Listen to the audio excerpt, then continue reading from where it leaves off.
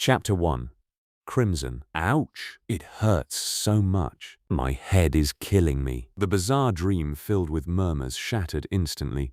Zhou Mingru, still asleep, felt a throbbing pain in his head as if someone had hit him with a pole. Again and again. No, it was more like a sharp object had pierced his temple, twisting it in the process. Ouch! In his stupor, Zhou Mingru tried to turn over, hold his head and sit up, but he couldn't move his limbs. They refused to budge, leaving him completely immobilized and helpless. It looks like I'm still not awake, still dreaming. Maybe in a short while I'll think I'm awake, but I'm still sleeping. Zhou Mingru, used to such disorienting experiences, struggled to focus and break free from the shackles of darkness and confusion. However, while half awake, he tried to focus his will that felt as insubstantial as a wisp of fog. There one moment, and gone the next. His thoughts refused to be controlled or examined. No matter how hard he tried, his focus kept slipping away as random notions and images bubbled up unbidden. Why would I suddenly get such a terrible headache in the middle of the night? And it's so painful. Could it be a cerebral hemorrhage or something? Fuck, am I going to die young like this? I need to wake up. Now, huh? It doesn't hurt as much as before, but it still feels like a blunt knife is slowly slicing through my brain. Looks like I can't go back to sleep. How am I supposed to work tomorrow? Why am I even thinking about work? With a headache like this, I should take the day off. No need to worry about the manager's nagging. Hey, putting it that way, it doesn't seem too bad. Hee hee. I can end up getting some spare time for myself. The throbbing pain allowed Zhou Mingru to gradually gather immaterial strength. Finally, he straightened his back and opened his eyes, fully breaking free from his reverie. His vision first blurred, then was tinged with a faint crimson. He saw a wooden desk in front of him with an open notebook in the center. The pages were coarse and yellowed, with an eye-catching sentence written in deep black ink at the top. To the left of the notebook was a stack of neatly arranged books, numbering about 8. The wall to their right had grayish-white pipes and a wall lamp connected to them. The lamp had a classic Western style, about half the size of an adult's head, with a transparent glass inner layer and a black metal grid on the outside. Diagonally beneath the extinguished wall lamp was a black ink bottle bathed in a pale red glow. Its embossed surface formed a blurry angel pattern. In front of the ink bottle, to the right of the notebook, lay a dark-colored pen with a rounded body. Its tip shimmered faintly, and its cap rested next to a brass revolver. A gun?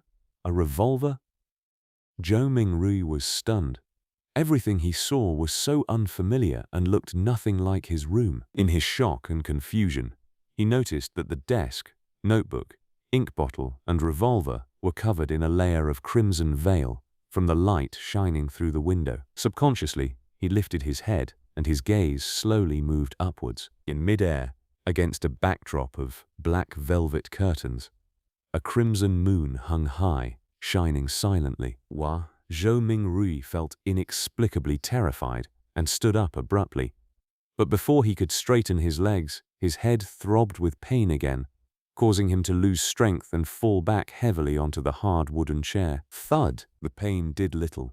Zhou Mingru propped himself up with his hands on the table, stood up again, and turned around in a panic, examining his surroundings. It was a small room with a brown door on each side and a wooden bunk bed against the opposite wall. Between the bed and the left door was a cabinet with 2 open doors on top and 5 drawers below. Next to the cabinet, at about the height of a person, was another grayish-white pipe connected to a strange mechanical device with some exposed gears and bearings. In the right corner of the room near the desk were items resembling coal stoves, along with soup pots, iron pots, and other kitchen utensils. Across from the right door was a dressing mirror with 2 cracks. Its wooden base had simple and plain patterns. With a quick glance, Zhou Mingru caught a glimpse of himself in the mirror, the current him.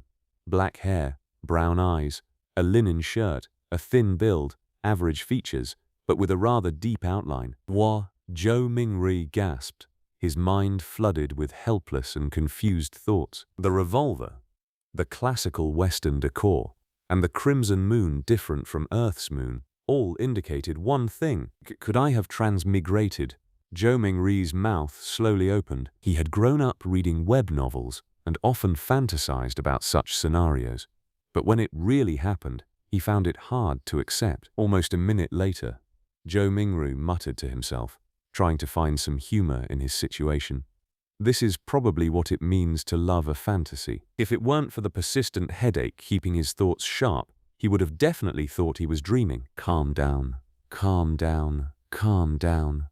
After taking a few deep breaths, Zhou Mingru tried hard to stop panicking. At that moment, as his mind and body calmed down, memories began flooding him, slowly appearing in his mind. Klein Moretti, a citizen of the northern continent's Lowen Kingdom, RWWR County, city of Tingen.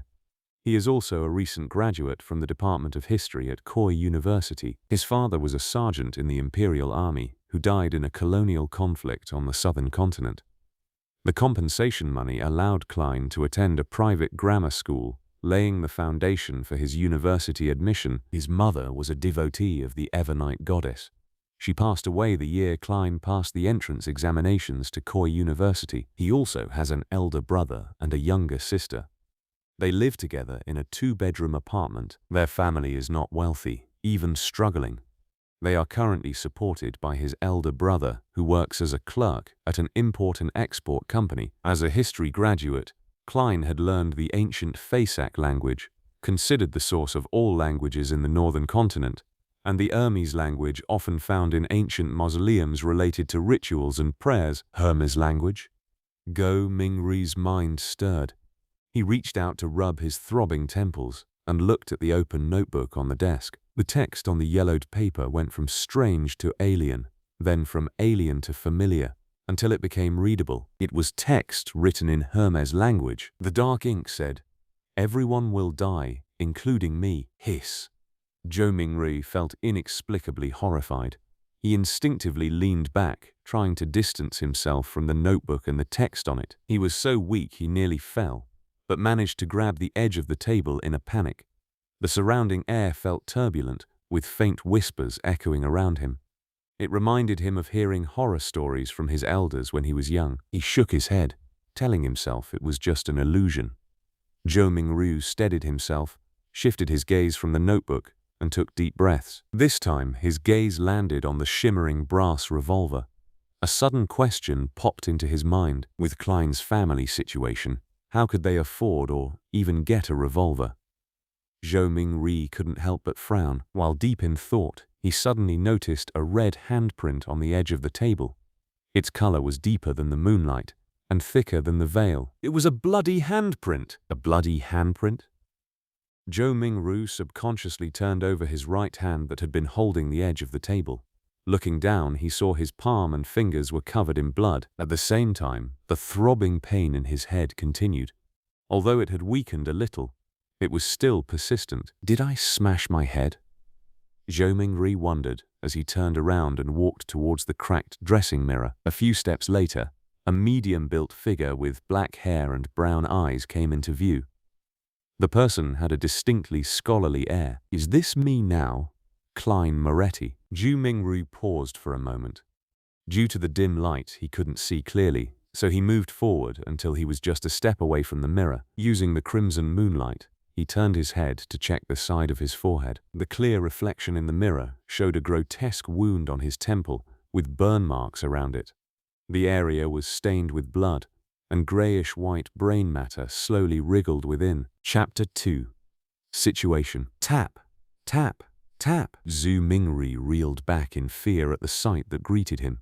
It was as though the person in the dressing mirror was not himself, but a desiccated corpse. How could a person with such grievous wounds be still alive? He turned his head in disbelief again and checked the other side.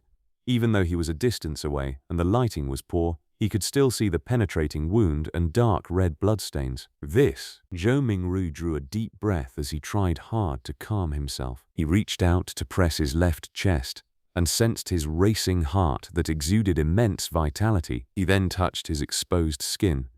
Beneath the slight coldness was flowing warmth. When he squatted down, and after verifying that his knees could bend, Zhou Mingru stood up again and calmed down. What's happening? He muttered with a frown. He planned to inspect his head injury seriously once more. He took 2 steps forward and suddenly paused.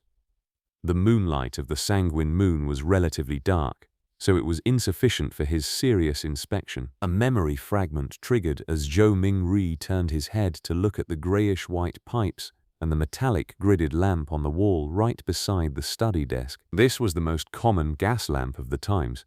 Its flame was stable, and its illumination capabilities were excellent. With Klein Moretti's family situation, even a kerosene lamp was a dream, much less a gas lamp.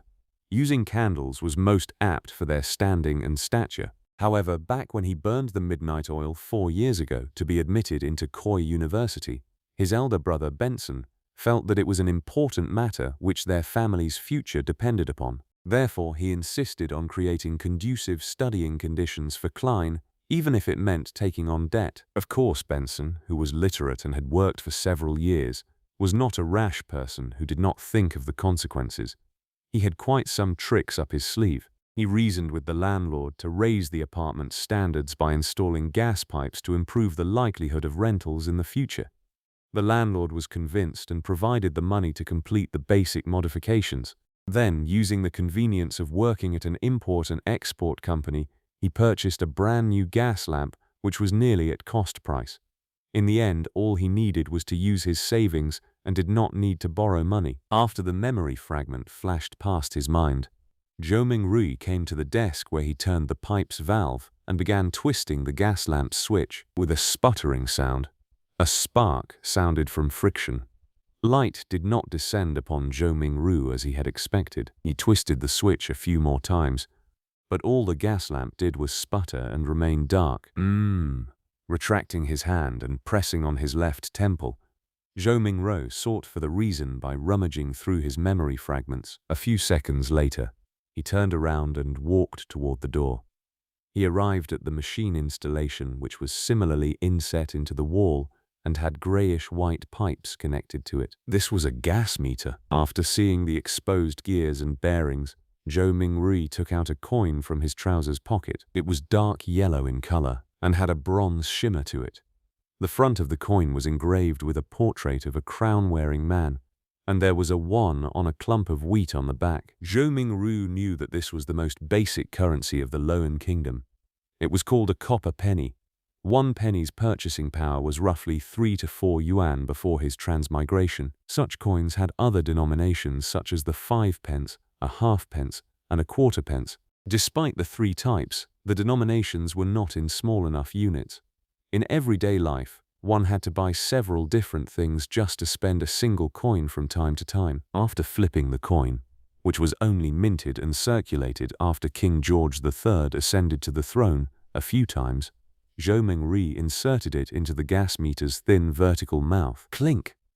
Clang! After the penny fell to the bottom of the meter, the sound of grinding gears sounded immediately, producing a short but melodious mechanical rhythm. Zhou Mingru stared at the meter for a few seconds before returning to the burly wood desk. He then reached out to twist the gas lamp switch. After some sputtering, there was a sharp sound. A fire plume ignited and rapidly grew. Bright light first occupied the internals of the wall lamp before penetrating the transparent glass, blanketing the room with a warm glow. The darkness quickly receded as the crimson retreated out the window. Zhou Mingru felt at ease for a baffling reason as he quickly came in front of the dressing mirror. This time, he seriously inspected his temple and did not miss a single detail. After a few rounds of inspection, he realized that apart from the original bloodstain, liquid was no longer flowing out of the grotesque wound. It appeared like it had received the best hemostasis and bandaging. As for the slowly squirming grayish-white brain and the discernible growth of flesh and blood around the wound, it meant that the wound might take 30 to 40 minutes, or maybe even 2 to 3 hours, before it would only leave a light scar. The restorative effects that transmigration brings? Zhou Mingri curled up the right corner of his mouth as he muttered silently. Following that, he let out a long sigh. Regardless, he was still alive. After settling his mind, he pulled open a drawer and took out a tiny piece of soap. He took one of the old and tattered towels hanging by the side of the cupboard and opened the door. He then walked to the public bathroom, which was shared by the tenants on the 2nd floor. Yes, I should clean up the bloodstains on my head, or I'll keep looking like a crime scene. It's fine scaring myself, but if I were to scare my sister Melissa when she gets up early in the morning tomorrow, it would be quite problematic. The corridor outside was pitch black. Silhouettes were barely accentuated by the crimson moonlight from the window at the end of the corridor. They looked like a pair of monster eyes that silently observed the living late into the night. Zhou Mingru lightened his footsteps as he walked towards the communal bathroom with a shuddering fear. When he entered, there was even more moonlight, allowing him to see everything clearly. Zhou Mingru stood in front of a wash basin and turned the tap's knob. Upon hearing the gushing sound of water, he suddenly recalled his landlord, Mr. Frankie, as water was included in the rent. This short and thin gentleman who wore a top hat, a vest, and a black suit always inspected the bathroom actively to take note of any sounds of flowing water. If the water gushed too loudly, Mr. Frankie would ignore all of his gentlemanly traits by flailing his walking stick and striking the bathroom's door, shouting things like, "Darn thief, wastage is a shameless matter, I'll remember you. If I see this happen another time, scram along with your filthy luggage. Mark my words, this is the most value-for-money apartment in Tingan City. You will not find a more kindly landlord anywhere else." Putting away those thoughts, Zhou Mengri used a moist towel to clean the bloodstains from his face again and again. After checking himself using the rundown mirror in the bathroom and verifying that all that was left was a hideous wound and a pale face, Zhou Mingri relaxed. Then he took off his linen shirt and used a bar of soap to wash away the bloodstains. At that moment, he knitted his brows and recalled a possible problem. The wound was too exaggerated and there was too much blood. Apart from his body, his room likely still had signs of his injury. After Zhou Mingray was done with his linen shirt a few minutes later, he briskly returned to his apartment with a moist towel. He first wiped the blood handprint on the desk, and then, using the gas lamp's illumination, sought out spots which he missed out. He immediately discovered that quite a substantial amount of blood had splattered onto the floor beneath the desk, and there was a yellow bullet to the left side of the wall, releasing a round with a revolver pointed at the temple. After mixing and matching the clues from before, Zhou Mingru had a rough idea how Klein had died. He was in no hurry to verify his guess. Instead, he seriously wiped away the bloodstains and cleaned up the scene. Following that, he took the bullet and returned to the side of his desk. He opened the revolver cylinder and poured out the rounds inside. A total of 5 rounds and a cartridge shell all had a brass luster to them. Indeed, Zhou Mingri looked at the empty cartridge shell in front of him and stuffed the rounds back into the cylinder while nodding. He shifted his gaze to the left, and it landed on the notebook's words, "Everyone will die, including me." Following that, even more questions arose in him. Where did the gun come from? Was it suicide or a faked suicide? What kind of trouble could a history graduate of humble origins get himself into? Why would such a suicide method only leave behind so little blood? Was it because I transmigrated in a timely manner and it came with healing benefits? After pondering for a moment, Zhou Mingru changed into another linen shirt. He sat on the chair and began pondering over more important matters. Klein's experience was still not something he needed to concern himself with. The true problem was to figure out the reason for his transmigration and if he could return his parents, relatives, best buddies and friends. The fascinating world of the internet and all sorts of delicious delicacies, these were reasons that prompted his desire to return. Click, click, click. Zhou Mingru's right hand was subconsciously pulling out the revolver's cylinder and slamming it back into place, again and again. Yeah, there has not been much difference for me between this period of time and the past. I was just a little unlucky, but why would I transmigrate for no baffling reason? Bad luck? Yes, I tried a luck enhancement ritual before dinner today. A thought flashed in Zhou Mingru's mind, illuminating the memories which were concealed by a fog of confusion. As a qualified keyboard politician, keyboard historian, keyboard economist, keyboard biologist, and keyboard folklorist, he had always deemed himself as knowing something of everything. Of course, his best buddy would often mock him as only knowing a little of everything, and one of them was Chinese divination. When he visited his hometown last year, he had discovered a thread-bound book titled Quintessential Divination and Arcane Arts of the Qin and Han Dynasty at an old bookstore.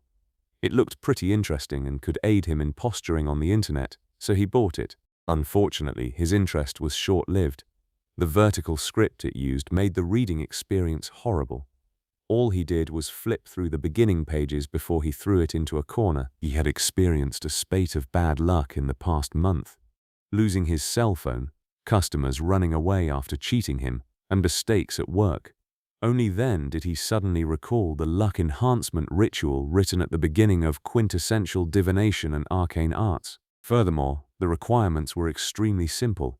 Without any basic foundation requirements, all he needed was to get 4 portions of the staple food in his area and place them in the 4 corners of his room. They could be placed on furniture such as tables and cupboards. Then, standing in the middle of the room, he had to take 4 steps in a counterclockwise fashion to make a square. The first step required him to sincerely chant, "The immortal Lord of heaven and earth for blessings."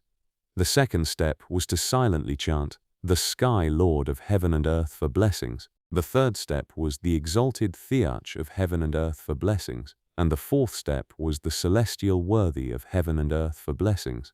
After the 4 steps were taken, he needed to close his eyes and wait 5 minutes in his original spot. Only then would the ritual be considered complete. Since it did not cost him any money, he found the book, followed what was stipulated, and did it before dinner.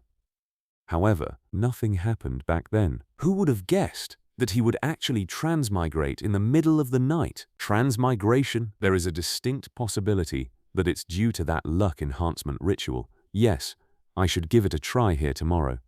If it's really because of that, I stand a chance of transmigrating back. Zhou Mingru stopped flicking the revolver's cylinder and suddenly sat straight up. Regardless, he had to give it a try. He had to attempt a Hail Mary. Chapter 3. Melissa. After confirming his plan, Zhou Mingru immediately felt he had a mental crutch. His fear and unease were all swept away into a corner of his mind. Only then did he have the mood to carefully study Klein's memory fragments. Zhou Mingru habitually stood up before turning off the pipe's valve. He watched the wall lamp gradually dim until its flame extinguished before sitting back down. As he subconsciously fiddled with the revolver's brass cylinder, he pressed the side of his head. He slowly recalled his memories in the crimson-dyed darkness, as though he was the most attentive viewer in a movie theater. Perhaps as a result of having a bullet pass through his head, Klein's memories were like shattered glass. Not only were the memories not contiguous, there were many spots which were clearly missing. For example, memories pertaining to how the exquisite revolver appeared in his possession, whether he had committed suicide or was killed, as well as the meaning of the words "everyone will die," including me on the notebook, or whether he had participated in anything odd 2 days before the incident. Not only had these particular memories become fragmented, there were also missing pieces. It was the same even for knowledge he ought to know. In light of the present situation, Zhou Mingru believed that if Klein were to return to university, it was unlikely he could graduate. This was despite him having left campus just days ago without relaxing one bit. He needs to participate in the Tingen University's history department interview 2 days later. The university graduates of Lowen Kingdom do not have the tradition of staying at their alma mater. His mentor had given him a recommendation letter for Tingen University and Backland University through the window. Zhou Mingru silently observed the red moon setting in the west. The gradual sinking of the moon continued until faint light glowed from the east, dyeing the horizon golden. At that moment, there was a commotion inside the apartment. Soon the sound of footsteps approached his door. Melissa is awake. She's really as punctual as always. Zhou Mingru smiled. Due to Klein's memories, seeing Melissa made him feel as though she was really his younger sister. However, "I do not have a younger sister," he immediately contradicted himself. Melissa was different from Benson and Klein. Her rudimentary education was not completed at the Sunday school classes offered by the Church of Evernite.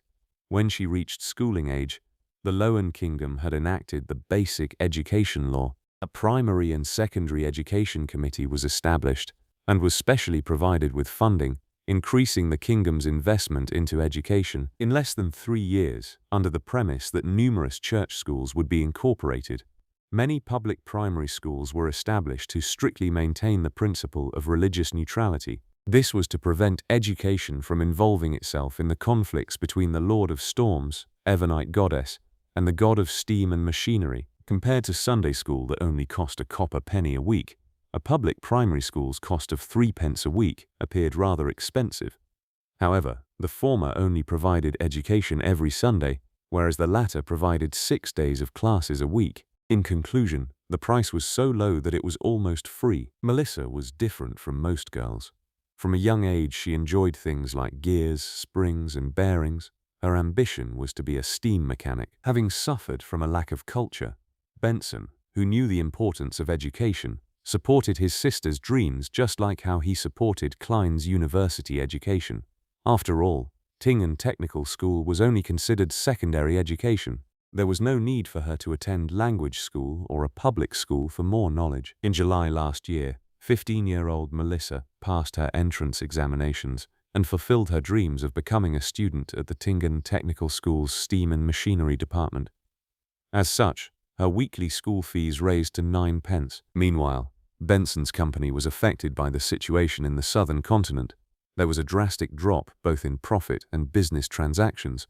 More than a third of the employees were retrenched. In order to keep his job and maintain their livelihood, Benson could only accept more arduous tasks. He had to work overtime more frequently or head to places with harsh environments. That was what he was occupied with the past few days. It was not that Klein did not think of helping share his elder brother's burden, but being born a commoner and having been admitted into an average language school, he felt a strong sense of inadequacy when he enrolled into university. For example, as the origin of all languages in the northern continent, the ancient language of Fasak was something all the children of nobles and of the wealthy class would learn from a young age. In contrast, he only made first contact with it in university. He faced many similar aspects during his schooling career. Klein nearly gave his all and often stayed up late into the night and woke up early before barely managing to catch up to the others, eventually allowing him to graduate with average results. Memories regarding his elder brother and younger sister remained active in Zhou Mingru's mind until he turned the doorknob open. Only then did he jolt awake and remember that he held a revolver in his hand. This was a semi-regulated item. It will scare children. Also, there's still the wound on my head. With Melissa arriving at any moment, Zhou Mingru pressed onto his temple and hurriedly pulled open a desk drawer and threw the revolver in before slamming it close. What happened? Melissa looked over curiously when she heard the commotion. She was still in the prime of her youth. Even though she didn't have much nutritious food to eat, making her face thin and slightly pale, her skin remained lustrous as it exuded the vibes of a young girl. When Zhou Mingru saw his sister's brown eyes look over, he forcibly composed himself and picked up an item beside his hand before calmly closing the drawer to conceal the existence of the revolver. He placed his other hand on his temple, the texture confirming that his wound had already healed. He took out a silver vine leaf pocket watch and pressed the top gently, causing its cover to flip open. It was a picture of the siblings' father. It was the most valuable item the Imperial Army sergeant left behind, but being a second-hand item, it would often malfunction from time to time in recent years, even though he had gotten a watchsmith to fix it. It had embarrassed Benson, who enjoyed bringing it with him to elevate his status many a time, so it was thrown away back at home in the end. It had to be said that perhaps Melissa did have talent in machinery. After grasping the principles behind the watch, she borrowed the tools from her technical school to fiddle with the pocket watch. Recently, she even claimed to have fixed it. Zhou Mingru looked at the watch's open cover and saw that the second hand was not moving. Subconsciously, he twisted the top dial to wind the pocket watch. However, despite winding it a few times, he did not hear the sound of taut springs. The second hand remained motionless. It looks like it's broken again. He looked at his sister while trying to find a topic of conversation. Melissa shot him an expressionless glance and briskly walked over to take the pocket watch away. She stood in her spot and pulled up the button sitting atop the pocket watch. With a few simple turns, the tick-tocking of the second hand sounded. Isn't pulling the button up usually meant to adjust the time, Zhou Mingru's expression immediately turned blank. At that moment, a bell chimed from a faraway cathedral. It chimed 6 times, sounding distant and ethereal. Melissa tilted her head to listen to it and pulled the button up once again. Following that, she turned it to synchronize the time. "It's okay now," she said simply without emotion. She then pressed the top button back and handed the pocket watch back to Zhou Mingru. Zhou Mingru returned a smile politely in embarrassment. Melissa gave her elder brother a piercing stare before turning to walk to the cupboard. She took her toiletries and towel before opening the door to leave. She headed for the public bathroom. Why did her expression have a look of disparagement and resignation? Is it a look of love and concern for a retarded brother? Zhou Mingru lowered his head and chuckled.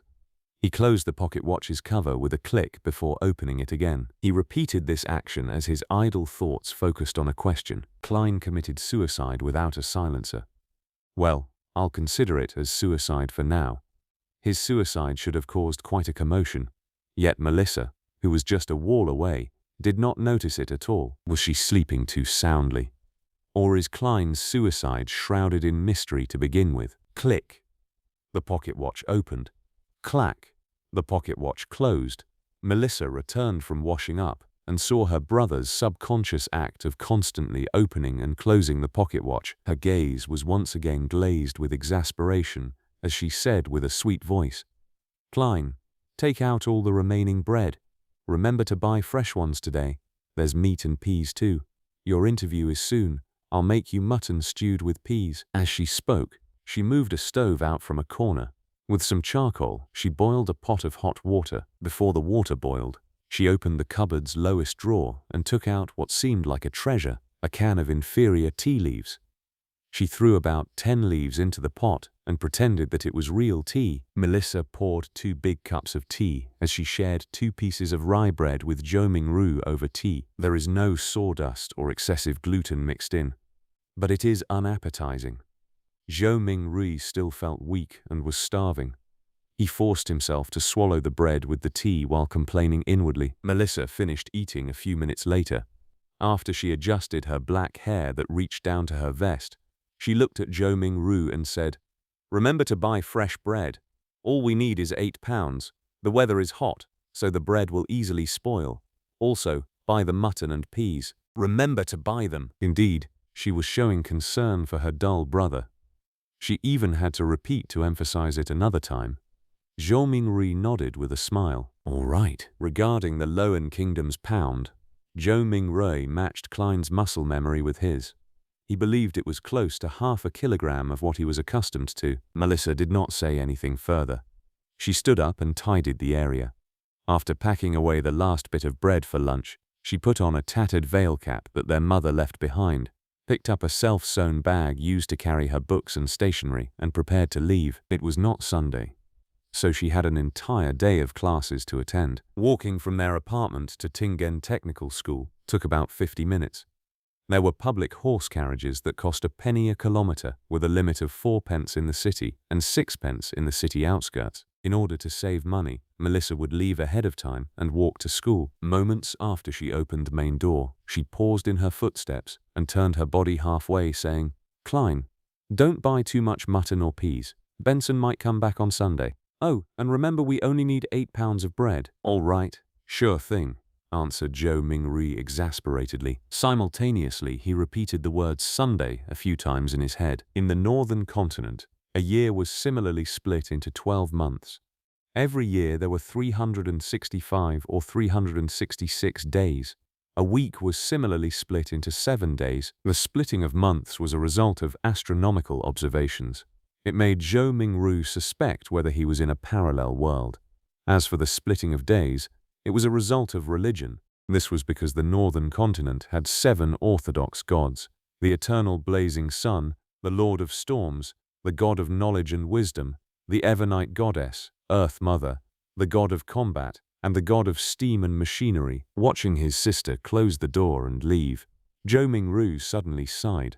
Soon his thoughts focused on the luck enhancement ritual. "Sorry, I really wish to return home." Chapter 4. Divination. Returning to his chair, he heard the faraway cathedral's bells chime again. It continued 7 times before Zhou Mingrui slowly stood up. He went up front to the cupboard and took out his clothes. A black vest with a matching suit, trousers that clung tightly to his legs, a halved top hat, and his faint scholarly air made Zhou Mingrui feel like he was watching an English drama set in the Victorian era. He suddenly muttered softly as he shook his head with a wry smile. "I'm not going for an interview. All I'm doing is buying some ingredients to prepare for my luck enhancement ritual." Klein was so concerned about his impending interview that it became instinct. When he was not focused enough, he habitually wore his only decent set of clothing. After taking a breath, Zhou Mingrui took off his suit and vest, switching to a brownish-yellow coat. He also changed to a felt hat with a rounded edge of the same color. With his outfit done, he walked to the side of the bed and lifted a square cushion. He reached his hand into an inconspicuous hole beneath and rummaged around before finding an intermediate layer. When he retracted his right hand, there was a roll of notes in his palm. There were about 8 notes with faded dark green colors. These were all the savings Benson had at the moment. It even included the living expenses for the next 3 days. 2 of them were 5 soli notes, and the remaining were 1 soli notes. In the Lowen Kingdom's currency system, soli was ranked second. It originated from ancient silver coins. 1 soli was equivalent to 12 copper pence. They had denominations of 1 and 5 soli. At the top of the currency system was the gold pound. They were also paper-based, but were guaranteed by gold and pegged directly. A gold pound was equivalent to 20 soli. They had denominations of 1, 5, and 10 gold pounds. Zhou Mingrui spread a note and caught a whiff of the faint, unique ink. This was the smell of money, perhaps a result of Klein's memory fragments or his constant desire for money. Zhou Mingrui felt like he had instantly fallen in love with these notes. "Look, their designs are so beautiful. It makes the stern and old-fashioned George III and his 2 moustaches appear especially adorable. Look, the watermark that can be seen when the note is placed against sunlight is so alluring. The exquisite design for the anti-counterfeit label makes it completely different from those fake fancy schlocks." Zhou Mingrui admired it for nearly a minute before pulling out 2 1 soli notes. He then rolled up the remaining notes and stuffed them back into the cushion's concealed layer. After arranging and flattening the cloth around the hole, Zhou Mingrui folded the 2 notes he had taken out neatly and placed them into the left pocket of his brownish-yellow jacket. He separated the notes from the few pence he had in his trouser pocket. With all of this done, he placed a key into his right pocket and brought a dark brownish paper bag along with him and quickly walked toward the door. His shuffling footsteps slowed down from a brisk pace until it eventually stopped. Zhou Mingrui stood by the door and was unsure when he had already begun to frown. Klein's suicide was fraught with peculiarities. Would he encounter any accidents if he were to leave just like that? After some deep thought, Zhou Mingrui returned to his desk and pulled open the drawer. He then took out the shimmering brass revolver. This was the only defensive weapon he could think of, and it was the only weapon with sufficient power. Although he had never practiced shooting, just pulling such a revolver out would definitely daunt anyone. He caressed the revolver's cold metal before stuffing his revolver into the pocket where his notes were. He clasped the money in his palm as his fingers pressed onto the gun's handle. It was perfectly concealed. Feeling secure, he who knew a little of everything suddenly had a worry. Would I end up misfiring? Being deluged with such a thought, Zhou Mingrui quickly thought of a solution. He drew the revolver and released the cylinder.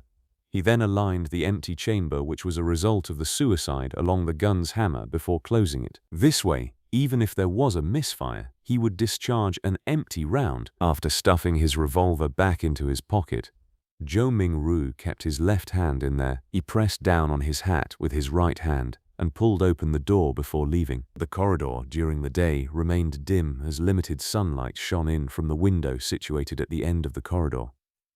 Zhou Mingrui quickly went down the stairs and left the apartment before taking in the brilliance and warmth of the sun. Although it was almost July, it was still considered the middle of summer. However, Tingyan was situated north of the Lowen Kingdom, so it had unique climate characteristics. The highest annual temperature was not even 30 degrees Celsius on Earth, with even cooler mornings. However, the streets were awash with filthy water and strewn junk. From Klein's memories, this was not a rare sight in low-income communities, even if there were sewers. After all, there were just too many people, and people needed to survive. Come and try our delicious roasted fish, hot and fresh oyster soup. Drink a bowl in the morning and feel invigorated all day. Fresh fish from the port for just 5 pence a piece. Muffins and eel soup make the perfect combination. Conch, conch, conch. Vegetables freshly plucked from the farms outside the city. Cheap and fresh. The mobile hawkers who sold vegetables, fruits, and hot food shouted along the streets as they beckoned the rushing pedestrians. Some of them would stop and carefully compare before purchasing. Others would impatiently wave their hands as they had yet to find work for the day. Zhou Mingrui took in a whiff of the air that mixed both noxious and fragrant aromas. As he clenched the revolver tightly in his left hand, he held the notes tight. He pressed down on his hat with his right hand while passing through the busy street, slouching a little. There was bound to be thieves in populated areas. Furthermore, this street had no lack of poor citizens who were working part-time after losing their previous jobs. There were also starving children that were exploited by adults to do their bidding. He proceeded forward until he reached a point where the crowdedness around him restored to normal. He straightened his back and raised his head to look down the street. There was a vagrant accordionist busking. The melody was sometimes pleasant, sometimes fervent. Beside him were several children in ragged clothes with sallow complexions due to malnutrition. They listened to the music and moved to the beat, dancing self-made choreographies. Their faces were filled with joy as though they were a prince or an angel. A deadpan woman passed by. Her skirt was dirty, and her skin was dull. Her gaze appeared dull and sluggish. Only when she looked at the bunch of children did a faint glow flash. It was as though she had seen herself from 3 decades ago. Zhou Mingrui overtook her and turned into another street before stopping at Smirin Bakery. The owner of the bakery was a 70-plus-year-old granny named Wendy Smirin. Her hair was completely grayish-white, and she always wore a genial smile. From the beginning of Klein's memories, she had been here selling bread and pastries. Oh, the Tingen biscuits and lemon cakes she bakes are very delicious. Zhou Mingrui gulped a mouthful of saliva and smiled. Mrs. Smirin, 8 pounds of rye bread. Oh, dear Klein, where's Benson? Is he not back? Wendy asked smilingly. In a few more days, answered Zhou Mingrui vaguely. As Wendy took the rye bread, she sighed. He sure is a hard-working lad. He will have a good wife. Upon saying this, the corners of her lips curled up as she said playfully, All is good now. You have already graduated. You are a history graduate of our Koi University Tilde. Oh, you will soon be able to earn money.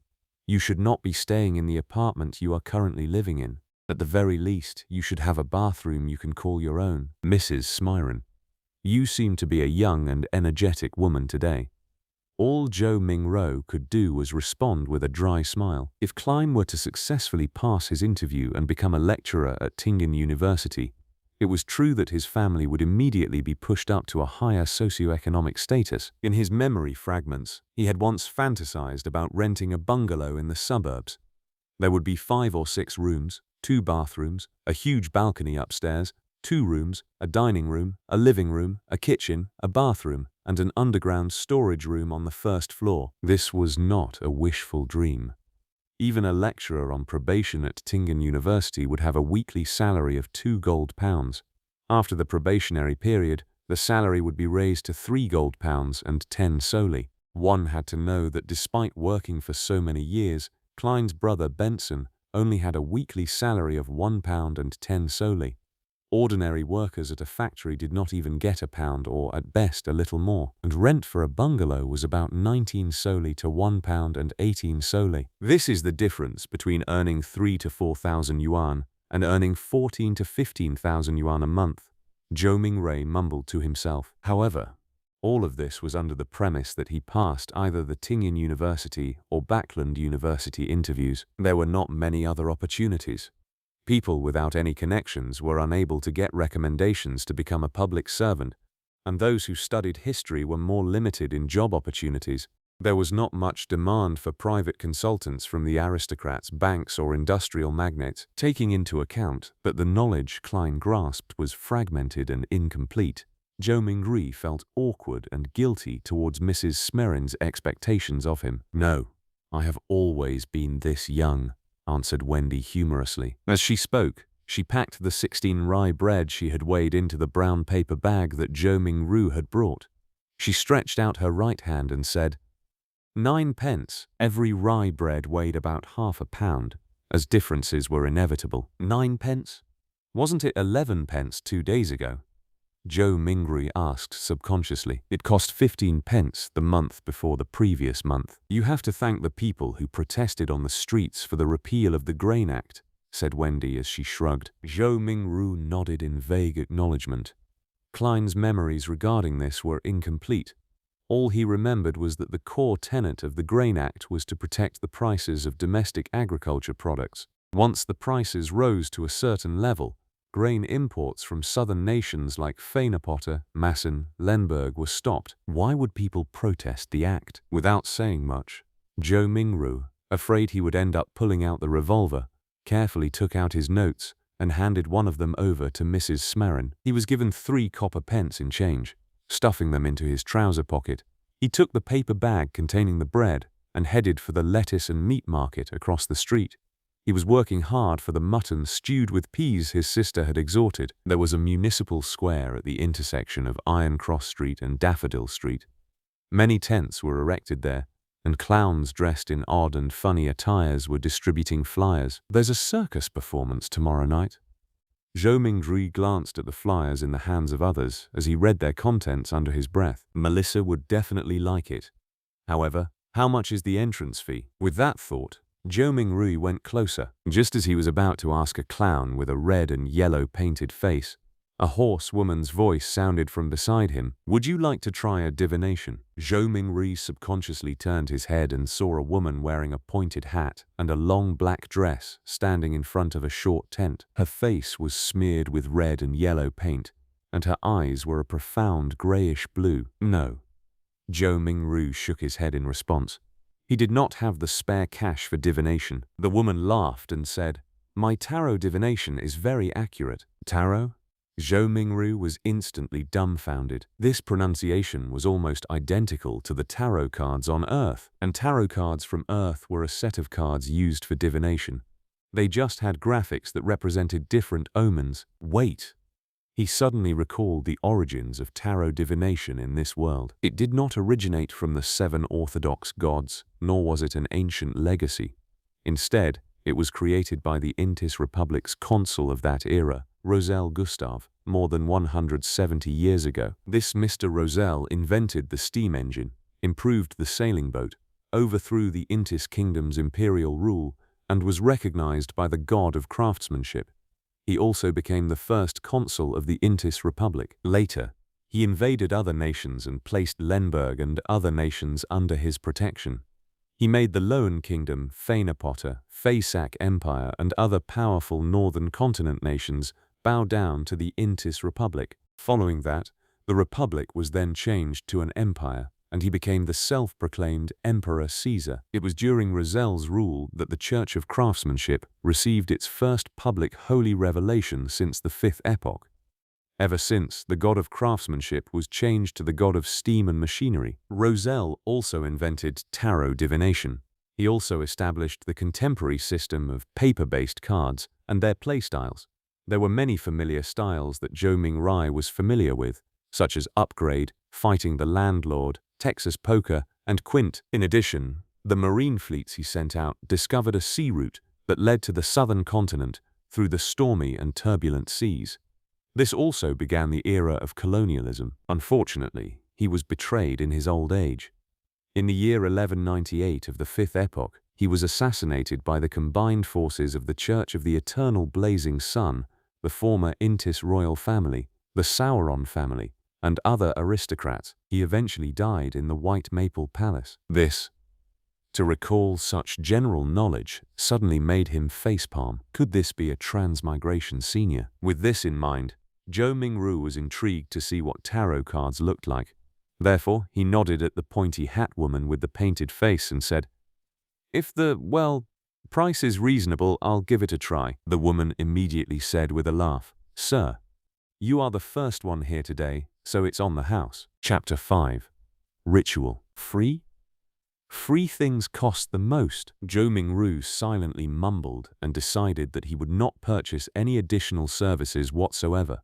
He would firmly refuse them all. "If you are really that capable, try divining that I transmigrated here." With this in mind, Zhou Mingru followed behind the woman whose face was painted red and yellow, stooping low to enter the low tent. The tent's interior was extremely dark, illuminated only by several beams of light that managed to seep inside. A table covered with paper cards could be made out faintly in the low illumination. The woman with the sharp, pointy hat was not affected by this at all. Her long black dress glided as though it was moving over water while she went around to the table. She sat on the opposite side and lit a candle. The dim yellow light flickered, causing the inside of the tent to appear bright and dark at the same time. It instantly added a much more mysterious feel to the atmosphere. Zhou Mingru sat down quietly, his gaze sweeping over the tarot cards on the table where he discovered familiar cards like the Magician, the Emperor, the Hanged Man, and Temperance, etc. Could Roselle have been a senior? I wonder if he was also a fellow countryman of mine. Zhou Mingru mumbled to himself subconsciously. Before he could finish looking at the opened cards on the table, the woman who claimed to have accurate divinations had already reached out her hands to gather all of the cards together. She stacked them into a deck and pushed it in front of him. "Shuffle the cards first and cut the deck," the circus fortune teller said in a muted voice. "Me? Shuffle?" Zhou Mingru asked reflexively. The yellow and red paint on the fortune teller's face squirmed together as she revealed a slight smile, saying, "Of course, everyone's destiny can only be unraveled by themselves. I only serve as a reader of it." Zhou Mingru immediately questioned her warily. "This reading does not require additional fees, right? As a keyboard folklorist, I've already seen too many of such tricks." The fortune teller was visibly taken aback before finally saying muffledly, "It's free." Zhou Mingru, relieved, stuffed the revolver further back into his pocket. Thereafter, he calmly reached out his two hands to shuffle and cut the deck skillfully. "It's done." He placed the already shuffled tarot cards in the middle of the table. The fortune teller clasped the cards with both her hands and carefully looked at cards for a while. Then, she suddenly opened her mouth and said, "I'm sorry, I forgot to ask, but what would you like to ask about?" Back when he was wooing his first love, Zhou Mingru had also done research on tarot cards. He asked unhesitatingly, "Past, present, and future." This was a type of divination as part of tarot card interpretation.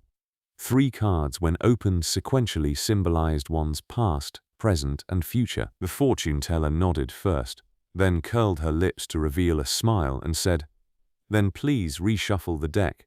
You can only truly get the cards you want if you know what you would like to ask about." Were you fooling me just now? Do you have to be this petty? Didn't I only ask a few times if this would be a free service? Zhou Mingru's cheeks twitched a little. He took a deep breath and took the tarot deck back to reshuffle and cut it. "There won't be any problems this time, right?" He placed the already cut deck back onto the table. "No problem." The fortune teller reached out her fingers and picked a card from the top of the deck. Then she placed it on the left side of Zhou Mingru. Her voice was going lower and lower as she spoke. "This card symbolizes your past. This card symbolizes your present." The fortune teller placed the second card right in front of Zhou Mingru. Then, she picked the third card and put it on the right side of Zhou Mingru. "This card symbolizes the future." "All right. Which card would you like to see first?"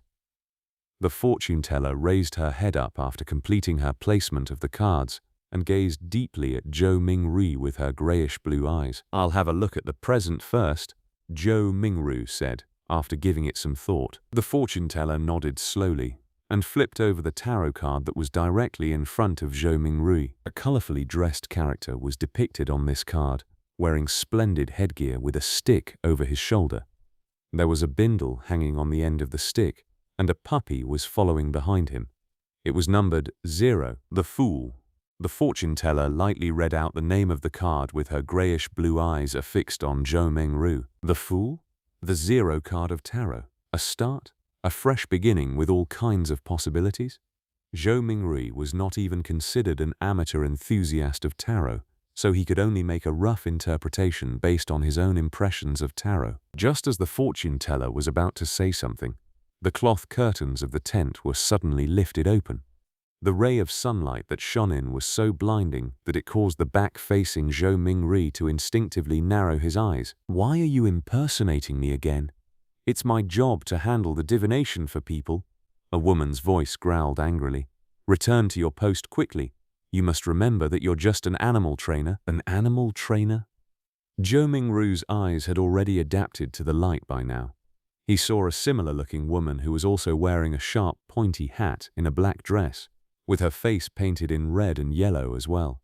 The only difference was that she was taller and had a slimmer physique. The woman who was seated in front of him immediately stood up and said disgruntledly, "Don't mind this. It's just that I like doing this. But I have to say, my divination and interpretation can be really accurate sometimes. I'm serious." She spoke and lifted up her dress to go around from the side of the table before quickly trotting away from the tent. "Sir, would you like me to interpret your cards for you?"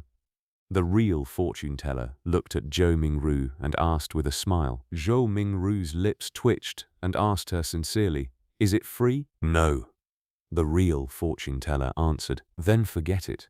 Zhou Mingru pulled his hands back and put them into his pockets. He clutched his revolver and money before stooping again to exit the tent. Damn! He actually got an animal trainer to be his fortune teller? Was an animal trainer who didn't want to be a fortune teller not a good clown? Zhou Mingru very quickly put this matter behind him. He spent 7 pence at the lettuce and meat market for a pound of not-so-great mutton. Then, he also bought some tender broad beans, cabbage, onions, potatoes, and other items. Together with the bread that he bought earlier, he spent a total of 25 copper pennies, which converted to 2 soldi and 1 pence. There is really not enough to go around for spending. Poor Benson. Not only had Zhou Mingru spent the 2 notes that he had brought with him, but it was also necessary for him to top it up with the 1 penny he had in his pocket. He just sighed and did not think further about it as he hurried back home. With the staple food, he could now carry out the luck enhancement ritual. After the second-floor tenants gradually left, Zhou Mingru was still in no hurry to carry out the ritual.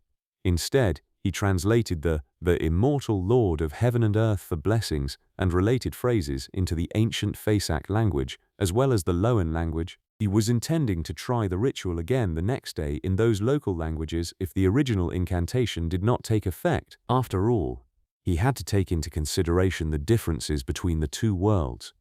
In Rome, do as the Romans do. As for translating it into an ancient ritual prayer that used the dedicated Hermes language, Zhou Mingru had a difficult time completing it due to his lack of vocabulary. After readying everything, he finally took out the 4 loaves of rye bread. He placed one in the corner where the coal stove was originally, one at the bottom inner side of the dress mirror, one at the top of the cupboard where 2 walls met, and one at the right side of the study table where miscellaneous items were kept. With a deep breath, Zhou Mingru came to the center of the room and spent a few minutes to calm himself.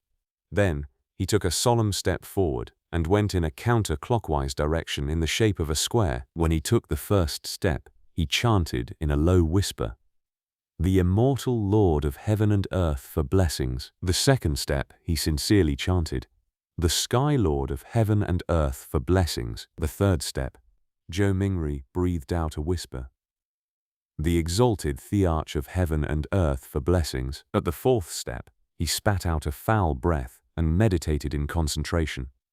"The celestial worthy of heaven and earth for blessings." When he returned back to the original spot, Zhou Mingru closed his eyes and waited in his place for an outcome.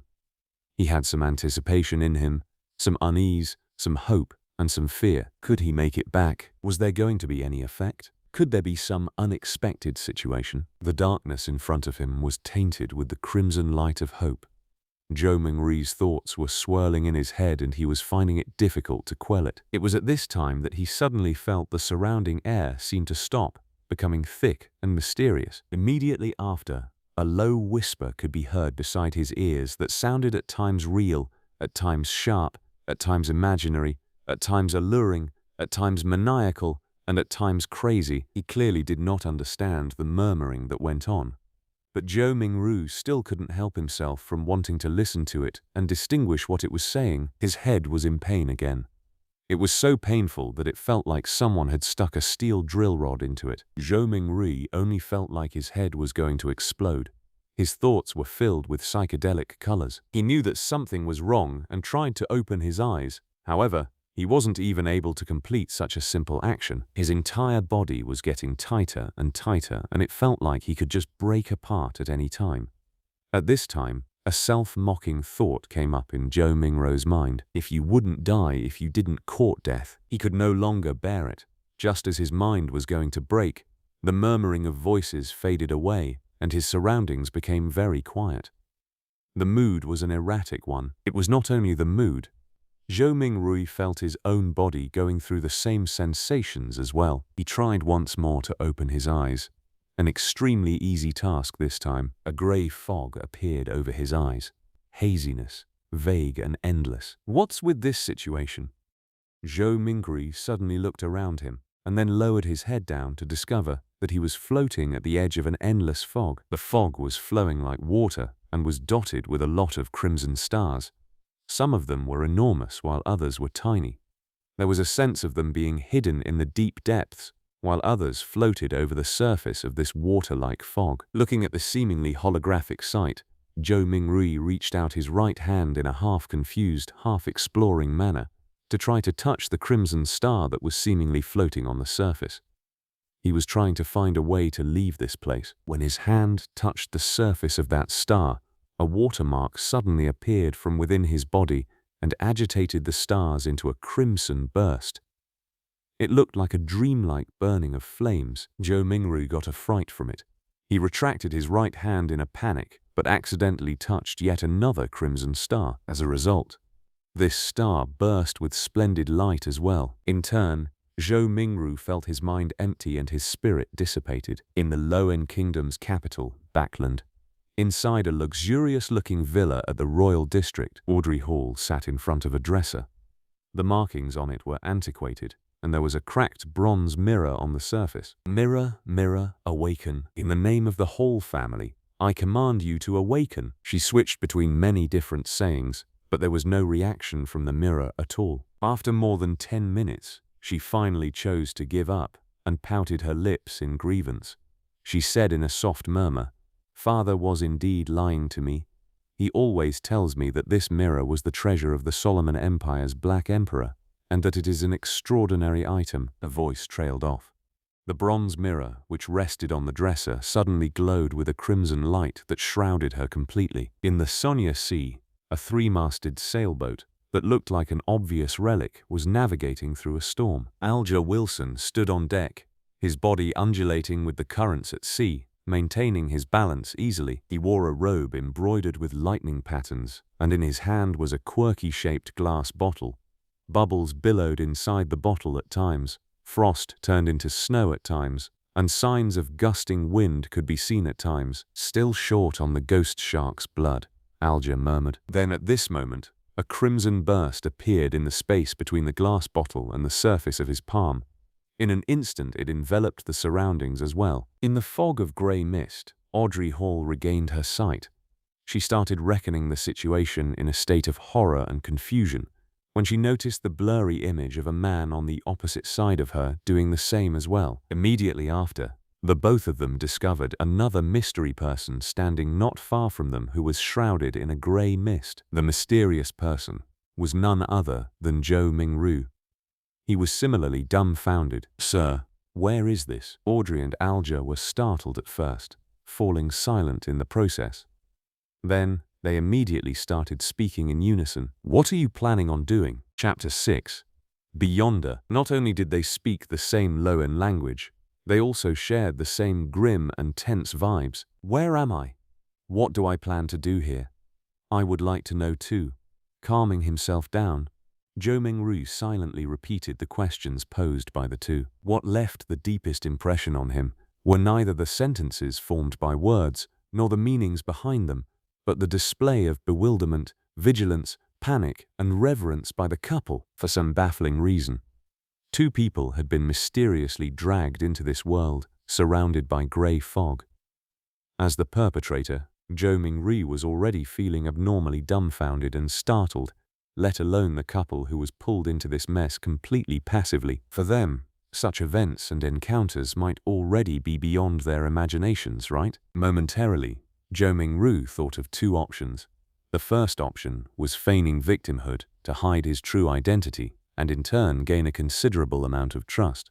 He could then take a wait-and-see approach and take advantage of his circumstances where necessary. The other option was to maintain his mysterious identity in the eyes of the couple. He could then affect the subsequent development while gleaning valuable information from them. Without the luxury of time to deliberate over the situation, he grasped hold of the thought that flashed across his mind. He made an immediate decision to try out the second idea, exploit the psychological state of the others to gain the greatest advantage for himself. After a few seconds of silence in the fog, Zhou Mingray chuckled. With a low but not heavy tone, he calmly spoke as though he was replying to the polite greetings from the visitors. An attempt? An attempt? An attempt? Audrey Hall looked at the mysterious guy veiled in the greyish-white fog, and the only thought was that whatever was happening was absurd, funny, horrifying, and weird. She was at the dressing table inside her bedroom only moments ago. But just by turning around, she had come to this place that was filled with grey fog. How inconceivable! Audrey took a breath, revealing an impeccable, courteous smile. She asked in a somewhat perturbed way, "Sir, is the attempt over? Might you permit our return?" Alger Wilson also had the intentions to probe Zhou Mingru in a similar fashion, but his rich experience made him stalier. He held back his impulse and only took on the role of a silent onlooker. Zhou Mingru looked at the questioner. Looking through the hazy mist, he could roughly see the silhouette of the person in question. It was a tall girl with smooth blonde hair, but her exact countenance could not be seen clearly. He did not rush to reply to the girl's question but turned around to look at the man. He had messy dark blue hair, as well as a medium stature that was not considered stout. Zhou Mingru suddenly realized something. Once he became stronger or had a deeper understanding of the foggy world, perhaps it was possible for him to see through the fog and discern the girl and the man. In this situation, they are the visitors, and I'm the master. After changing his mindset, Zhou Mingru instantly noticed details that he had neglected earlier on. The girl with a melodious voice and the mature, withdrawn man both looked considerably incorporeal. Tainted by a faint crimson red, they resembled a projected image of the two crimson-red stars beyond the grey fog. This projection was based on the connection between the crimson red and himself, an intangible connection that only he himself could realistically grasp hold of. The projection would disappear once the connection is cut, and the couple would then return. Zhou Mingru nodded mildly and looked at the blonde, chuckling. Of course, if you make a formal request, you can return this very moment. When she did not identify any ill intention from his tone, Audrey heaved a sigh of relief. She believed that since a gentleman who was capable of such miraculous things had given his word, he would definitely abide by it stringently. With her mind somewhat mollified, she surprisingly was in no hurry to request her leave. She rolled her virid eyes left and right, which sparkled with an abnormal radiance. She said in an anxious, anticipative and tempted manner, "This is such a wonderful experience. Yes, I have always been hoping that something like this would happen.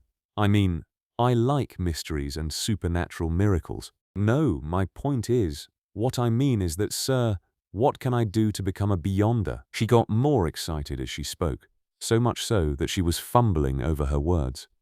The dream that sprouted in her as a result of listening to thrilling fantasies as told by her elders finally saw the possibility of being materialized. However, with just a few words, she had already forgotten all her previous fears and horrors. "Good question. I would also like to know the answer," Zhou Mingru complained inwardly. He started to ponder on an answer to the question to maintain his unfathomable image. At the same time, he felt that it was quite unbecoming of him to talk while standing. Shouldn't he be in a palace, sitting at the head of a long table and on a mysterious high-back chair engraved with ancient patterns, while silently observing his visitors? As soon as this thought surfaced, the grey fog started to churn, giving both Audrey and Alger a shock. In an instant, they saw a number of towering stone pillars around them. Above them was a vast dome that encapsulated them. This entire edifice looked magnificent, grand and lofty, just like a legendary palace for giants. Directly under the dome where the grey fog gathered, a long bronze table appeared with 10 high-backed chairs on either side in a symmetrical arrangement, along with a chair on each of the two ends of the long table. The back of each chair dazzled and shone faintly with crimson red, drawing the outlines of weird constellations that differed from reality. Audrey and Alger sat face to face, sitting next to the seat of honor. The girl looked to her sides and could not help but mumble, "How fascinating." "It is certainly fascinating." Zhou Mingru extended his right hand and caressed the edge of the bronze table a little while, maintaining an unperturbed expression. Alger inspected the surroundings, and after a few seconds of silence, he suddenly opened his mouth and answered Audrey's question in place of Zhou Mingru. "Are you from Loan? If you want to become a Beyonder, join the churches of either the Evernight Goddess, the Lord of Storms, or the God of Steam and Machinery. The majority of us will not meet a Beyonder our entire lives. This has caused churches, and even some clergymen within some of the biggest churches, to suspect the same.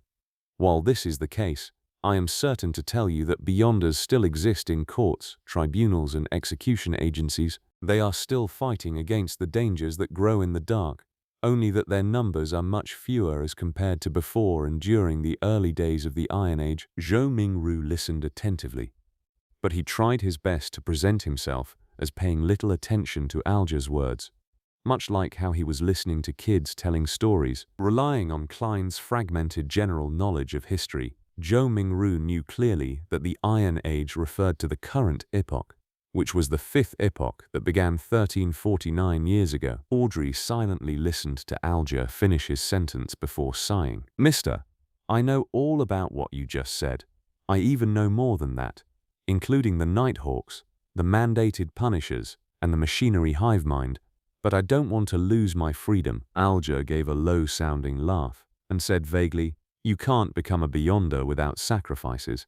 If you don't consider joining churches and accepting their given challenges, you can only seek the royal families and the few nobles with family histories of more than 1,000 years. If not, you can rely on your luck to search for clandestine evil organizations." Audrey puffed her cheeks subconsciously and looked around in a fluster.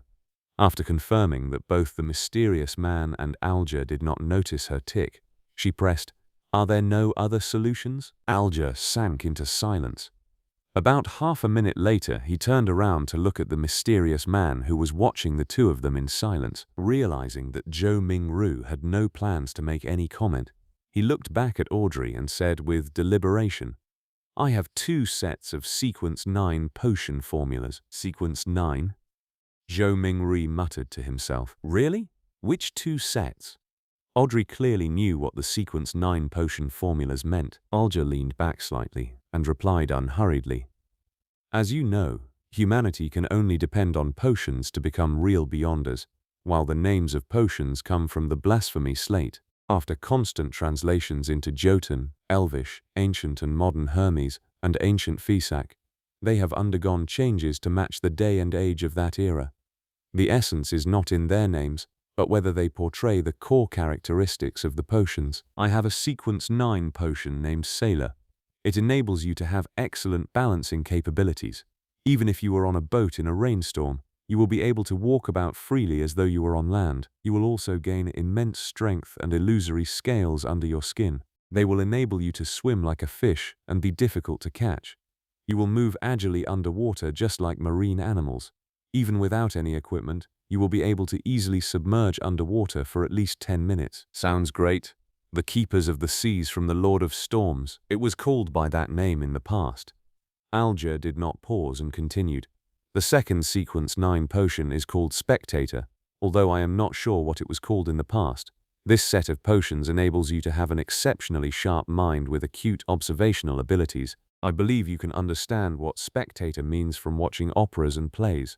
Just like an audience, spectators judge the actors in the secular world, catching a glimpse of the real thoughts of them through their emotions, conduct, and mantras. At this point, Alger emphasized, you must remember, regardless of whether you are at an extravagant banquet or a crowded street, spectators can only be spectators forever. Audrey's eyes shone as she listened, and spoke after a long while. Why? All right, this is a follow-up question. I think I have fallen in love with this feeling of being a spectator. How can I get this potion's formula? What can I use to trade with you for it? Alger looked like he was already prepared as he said in a deep voice, the blood of ghost sharks. At least 100 milliliters of it. Audrey nodded her head excitedly, but subsequently asked worriedly, if I can get it, and I'm saying if, how do I hand it to you? How can you promise me that you can give the potion's formula to me in return for the ghost shark's blood, as well as the authenticity of the formula? Alger said calmly, I'll give you an address. I'll mail the formula to you, or tell you directly here, once I receive the blood of the ghost shark. As for promises, I think that both you and I can feel assured under the witness of the mysterious Sir. As he said this, he swept his eyes towards Zhou Mingrui, who was sitting up straight at the seat of honor. Sir, the fact that you brought us here shows that you have tremendous strength unimaginable to us. Neither one of us would dare violate a promise with you as a witness. That's right. Audrey's eyes sparkled and agreed with excitement. From her perspective, the mysterious gentleman who had unimaginable abilities was definitely an authoritative witness. How could I or the guy opposite me dare trick him? Audrey half turned her body and looked at Zhou Mingrui earnestly. Sir, please be the witness of our trade. At that moment, she then realized that she was all too impolite, having forgotten all along to ask a particular question. She asked hurriedly, Sir, how should we address you? Alger nodded slightly and echoed the same question in a serious manner. Sir, how should we address you? Zhou Mingrui was taken aback. He gently rapped his fingers on the bronze table. The contents of the earlier divination flashed across his mind suddenly. He leaned back, withdrew his right hand, and crossed his 10 fingers, placing them below his chin. He gave the duo a faint smile. You can address me as... Upon saying this, he paused for a moment. He said amiably and calmly, The Fool. Chapter 7. Codenames. You can address me as the Fool. The simple answer soon emanated through the grand hall and dissipated into the fog. However, the voice kept resonating in Audrey's and Alger's hearts, stirring up one ripple after another. They never expected such a designation, but they felt that he was deserving of it. The designation perfectly embodied his image as someone mysterious, powerful, and bizarre. After a few seconds of silence, Audrey stood up, held up her skirt slightly, and bent her knees, curtsying to Zhou Mingrui. Honorable Mr. Fool, would you please permit me to take the liberty of requesting you to be the witness of our trade? It's nothing. Zhou Mingru's mind whirred as he answered in a way that matched his status. It's our honor, Mr. Fool. Alger stood up as well. He bent his back slightly with his right palm over his chest. Zhou Mingrui lowered his right palm and smiled. Continue, the both of you. Alger nodded and sat back down before looking at Audrey. If you can obtain the ghost shark's blood, get someone to send it to the Warrior and Sea Bar at Pelican Street in the White Rose Borough of Pritz Harbor. Tell the boss, Williams, that it's what the captain wants. Once I acknowledge receipt, will you be giving me an address to mail the potion formula to, or do you want me to tell it to you here directly? Audrey thought for a moment before saying with a smile, I will choose the more secure method. Let's do it here, although it's a test of my memory. Since Mr. Fool had agreed to bear witness for the trade, it also represented that there would be a similar gathering the next time. With this in mind, she suddenly turned her head as she looked at Zhou Mingrui with sparkling eyes.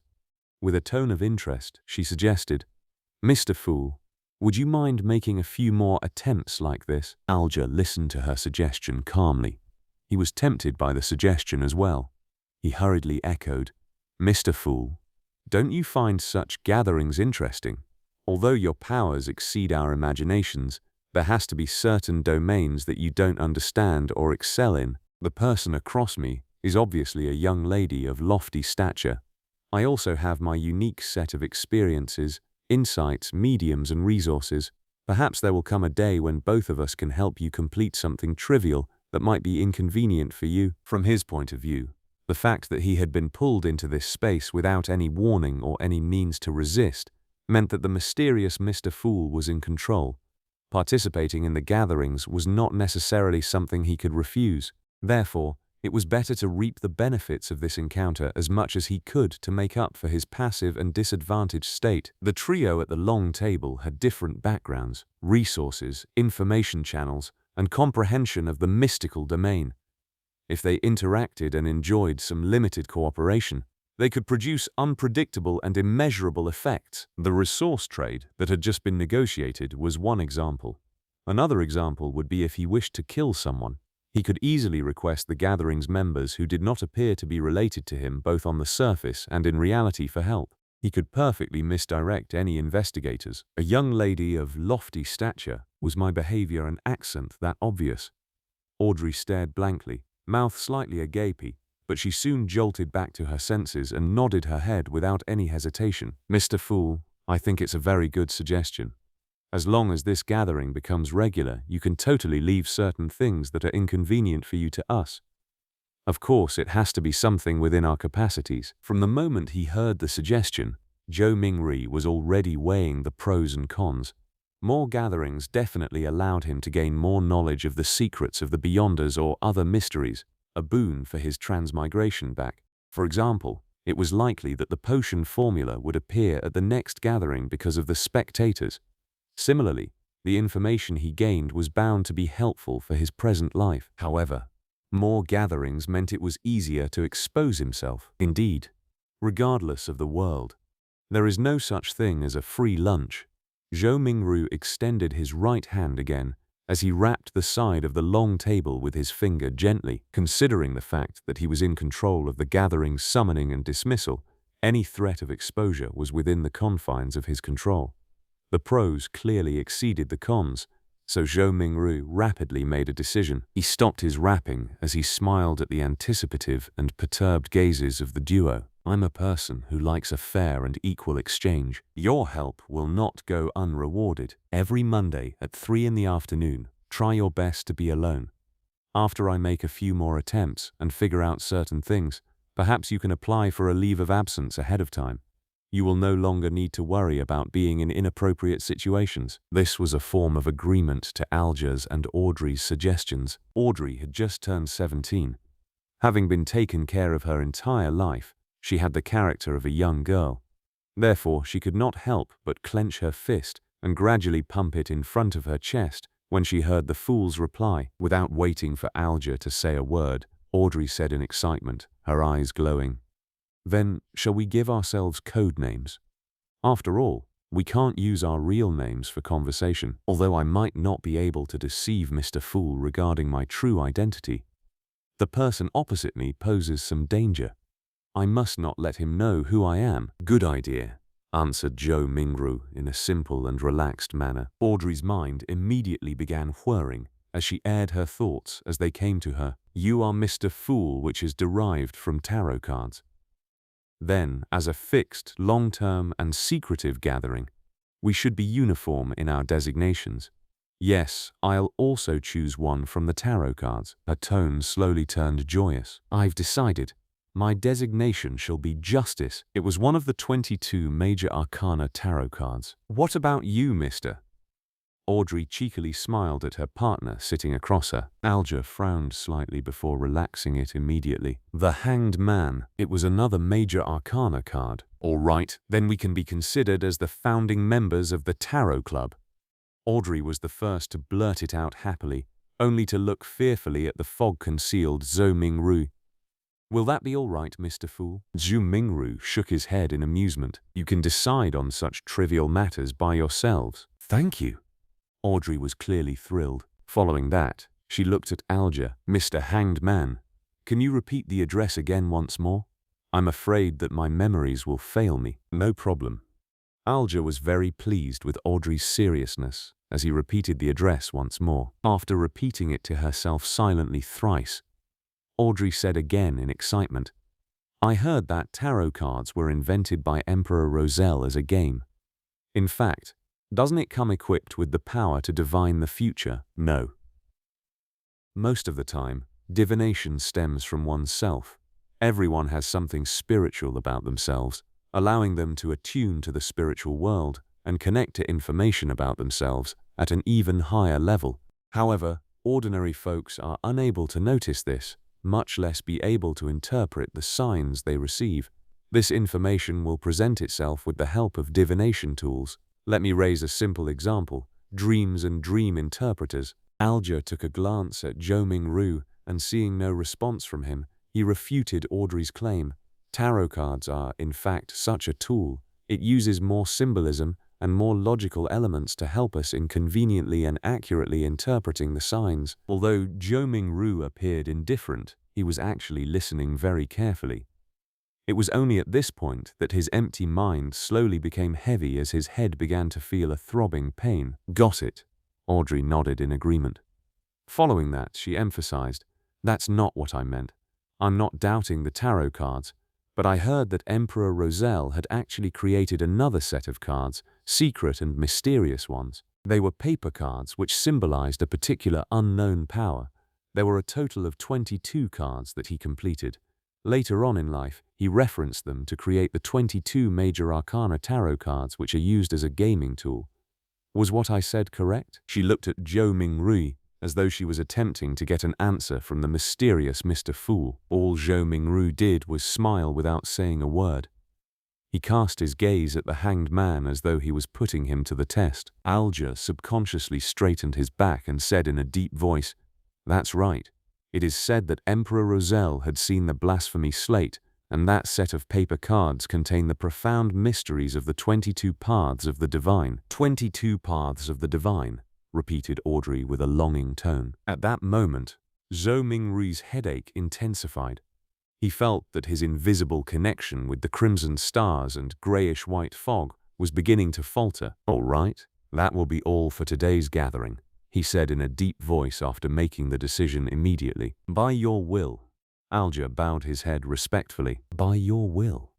Audrey mimicked the hanged man. She still had many questions and thoughts.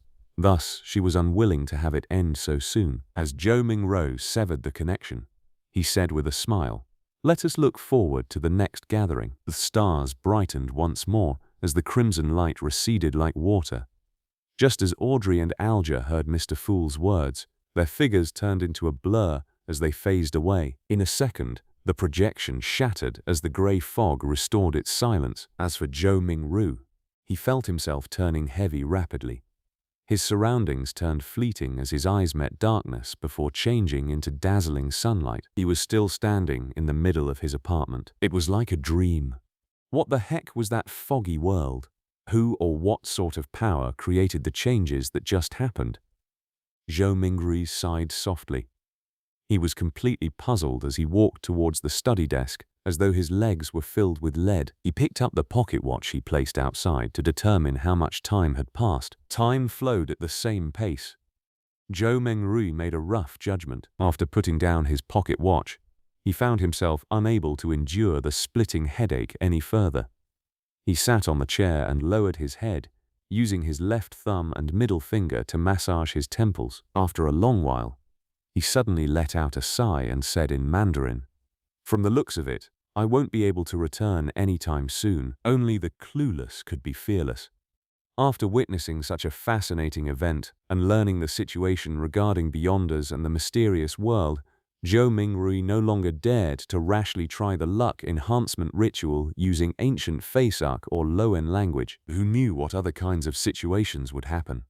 Perhaps it would be more bizarre, horrifying, or even a living hell. At the very least, I should attempt only when I have a deep mastery of mysticism, thought Zhou Mingru helplessly. Thankfully, the so-called gathering could provide him with help. After another bout of silence, he muttered to himself with a tone of dismay, disappointment, agony, and grief, "From this moment forth, I'm Klein." Klein tried his best to refocus his solutions and plans so as to purge the negative emotions in him. Perhaps he could learn the potion formula for spectator from the side. The gathering that just happened sure is fascinating. People who reside in different places across the world can reduce hundreds of kilometers to just mere inches and discuss face-to-face while supplying each other's needs. Speaking of which, this does sound a little familiar. Klein was stunned for a few seconds before he burst out in laughter. Pressing against his temple, he jested under his breath. Wasn't that a social networking platform? Chapter 8. A New Era. Whoosh! Howling wind accompanied the downpour. The three-mast sailboat was tossed around by the crests and troughs of the incoming waves, as if it was being toyed by a giant. The crimson glow in Alger Wilson's eyes faded. He found himself still remaining on the deck, and nothing appeared to have changed. Almost immediately, the quirky-shaped glass bottle in his palm shattered, and the frost within melted into the rain. In seconds, there were no longer any traces left that suggested the existence of the wondrous antique. A hexagonal crystal-like snowflake emerged on Alger's palm. It then faded rapidly until it was seemingly absorbed by the flesh, vanishing completely in the process. Alger nodded his head in a hardly noticeable manner, as if he was thinking about something. He remained still and silent for a full 5 minutes. He turned around and headed for the cabin. As he was about to enter, a man who wore a similar robe embroidered with lightning patterns emerged from inside. This man, who had soft blonde hair, paused and looked at Alger. He held his right fist to his chest and said, "May the storm be with you," Alger replied with the same words and gesture. There were no emotions on his rough face, which had a well-defined structure. Alger entered the cabin after the greeting and proceeded to the captain's cabin situated at the far end of the corridor. Surprisingly, he did not encounter any sailors on the way. The whole place was as quiet as a graveyard. Behind the door to the captain's cabin, a soft brown carpet overlaid the floor. A bookshelf and a wine rack took the opposite side walls of the room. The books, with their yellowish covers, and wine bottles with their dark red color, looked peculiar under the flickering candlelight. On the desk with the candle, there was a bottle of ink, a quill, a black metallic telescope, and a sextant made of brass. Behind the desk sat a pale, middle-aged man, wearing a captain's hat which had a skull on it. As Alger approached him, he said menacingly, "I will not give in. I believe you can do it," Alger said calmly, so calm that it felt like he was commenting on the weather. "You?" The man seemed to be stunned by the unexpected answer. At this very moment, Alger leaned forward slightly and suddenly dashed across the room until they were only separated by the desk. "Pa!" Alger tightened his shoulder and reached out his right hand to choke the man. Illusory fish scales appeared on the back of his hand as he crazily mustered more strength to choke the man, giving him no time to respond. Crack! Amid the crisp cracking sound, the man's eyes widened as his body was lifted up. His legs twitched furiously before they soon became motionless. His pupils began to widen as he stared aimlessly. There was a stench from between his legs as his pants gradually turned moist. While lifting the man, Alger lowered his back and strode toward the wall. Bang! He used the man as a shield and smashed forward at the wall. His extremely muscular arm was monstrous. A hole cracked open in the wooden wall, and rain poured in, accompanied by the scent of the ocean. Alger flung the man out of the cabin, straight into the giant waves that resembled mountains. The wind continued to howl in the dark as almighty nature devoured everything. Alger took out a white handkerchief and wiped his right hand carefully before throwing it into the sea as well. He stepped back and waited patiently for company. In less than 10 seconds, the blond man from before rushed in and asked, "What happened?" "The captain has escaped," Alger answered in an annoyed manner as he panted. "I didn't know he still had some of his beyonder powers." "Damn it!" the blond man cursed softly. He went up to the opening and stared into the distance. However, nothing was visible except for the waves and the rain. "Forget it. He was just extra loot," the blond man said, waving his arm. "We will still be rewarded for finding this ghost ship from the Tudor era. Even if he was a keeper of the sea, he would not have hastily dived into the sea under this weather condition. The captain will not be able to survive much longer if the storm continues," Alger said, as he nodded in approval. The wooden wall was repairing itself at a discernible rate. He gazed at the wall and turned his head subconsciously towards the rudder and the sail. He was perfectly aware of what was going on behind all the wooden planks. The chief mate, the second mate, The crew and the sailors were not present. There was no living person on board. Amidst all the emptiness, the rudder and the sail moved eerily by themselves. Alger again pictured the fool, who was covered in greyish-white fog, and sighed. He turned back and looked outside at the mighty waves, and spoke as though in a reverie while filled with anticipation and awe. A new era has begun. Empress Bora, Backland, capital of the Loan Kingdom. Audrey Hall pinched her cheeks in disbelief of her encounter a while ago. On the dressing table in front of her, the old bronze mirror had shattered into pieces. Audrey cast her gaze downwards and saw the swirling crimson on the back of her hand.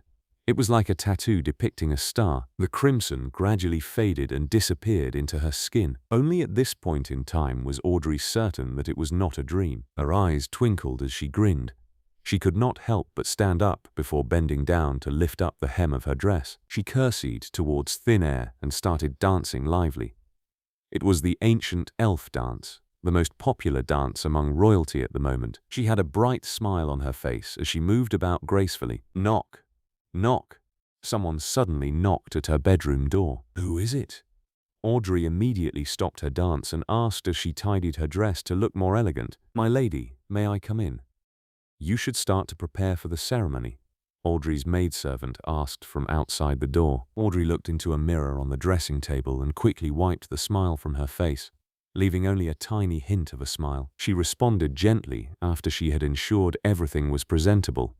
Come in. The doorknob turned, and Annie, her maidservant, pushed in. Oh, it cracked, Annie said, as she instantly saw the outcome of the old bronze mirror. Audrey blinked and said slowly, yes. Susie was here just now. I am sure you know she likes to wreak havoc. Susie was a golden retriever that was not so much of a purebred. It was a gift given to her father, Earl Hall, when he bought a foxhound. Nevertheless, Audrey adored it. You should train it well, Annie said, as she picked up the pieces of the bronze mirror adeptly and with care, lest it hurt her mistress. As she finished tidying up, she asked Audrey with a smile, which dress do you want to put on? Audrey thought for a while and answered, I like the dress designed by Mrs. Guinea for my 17th birthday. No, you can't wear the same dress twice to a formal ceremony, or others will gossip about and question the Hall family's financial ability, Annie said, shaking her head in disagreement. But I really like it, Audrey insisted in a gentle manner. You can wear it at home or when you attend an event that isn't so formal, Annie said firmly, suggesting that it was not negotiable. Then it will have to be the one with the frilly designs along the sleeves given by Mr. Sades 2 days ago, Audrey said, as she drew in a gasp inconspicuously, maintaining her sweet smile. You always have such a good taste, Annie said as she stepped back and shouted towards the door. The 6th dressing room. Ah, forget it, I shall fetch it myself. Maidservants began to work. The dress, accessories, footwear, hat, makeup, and hairstyle. Everything had to be taken care of. When it was almost ready, Earl Hall appeared at the door wearing a dark brown waistcoat. He had a hat sharing the same color as his clothes and a nice moustache.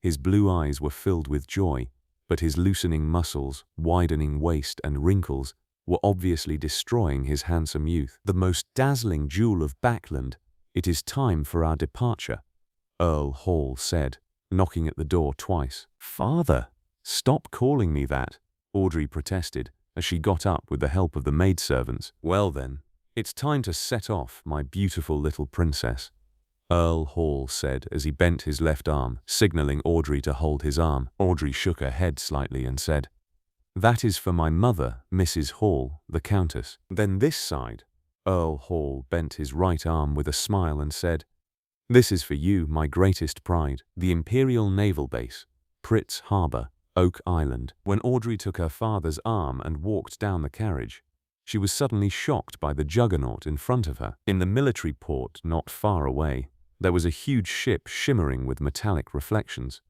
It did not have a sail, leaving only an observatory deck, 2 towering chimneys, and 2 turrets at the ends of the ship. It was so majestic and large that the fleet of sails nearby were like newborn dwarfs clustering around a giant. Holy Lord of Storms, oh my lord! An ironclad warship. Amidst the furore, Audrey was also shocked by this unprecedented miracle created by mankind. It was an ocean miracle that had never been seen before. It took a while for the aristocrats, ministers, and members of parliament to compose themselves. Then, a black spot on the sky started to grow in size until it occupied a third of the sky and entered everyone's view. The atmosphere suddenly became solemn. It was a gigantic flying machine, with a beautiful streamlined design hovering in mid-air. The deep blue machine had airbags made of cotton which were supported by alloy structures that were strong but light. The alloy structure's bottom had openings mounted with machine guns, projectile launchers, and muzzles. The exaggerated humming noise from the ignition steam engine and the tail blades produced a symphony that left everyone amazed. The king's family arrived on their airship, exuding a lofty and indisputable authority. 2 swords, each with a ruby crown at the handle, were pointing vertically down and reflected the sunlight on both sides of the cabin.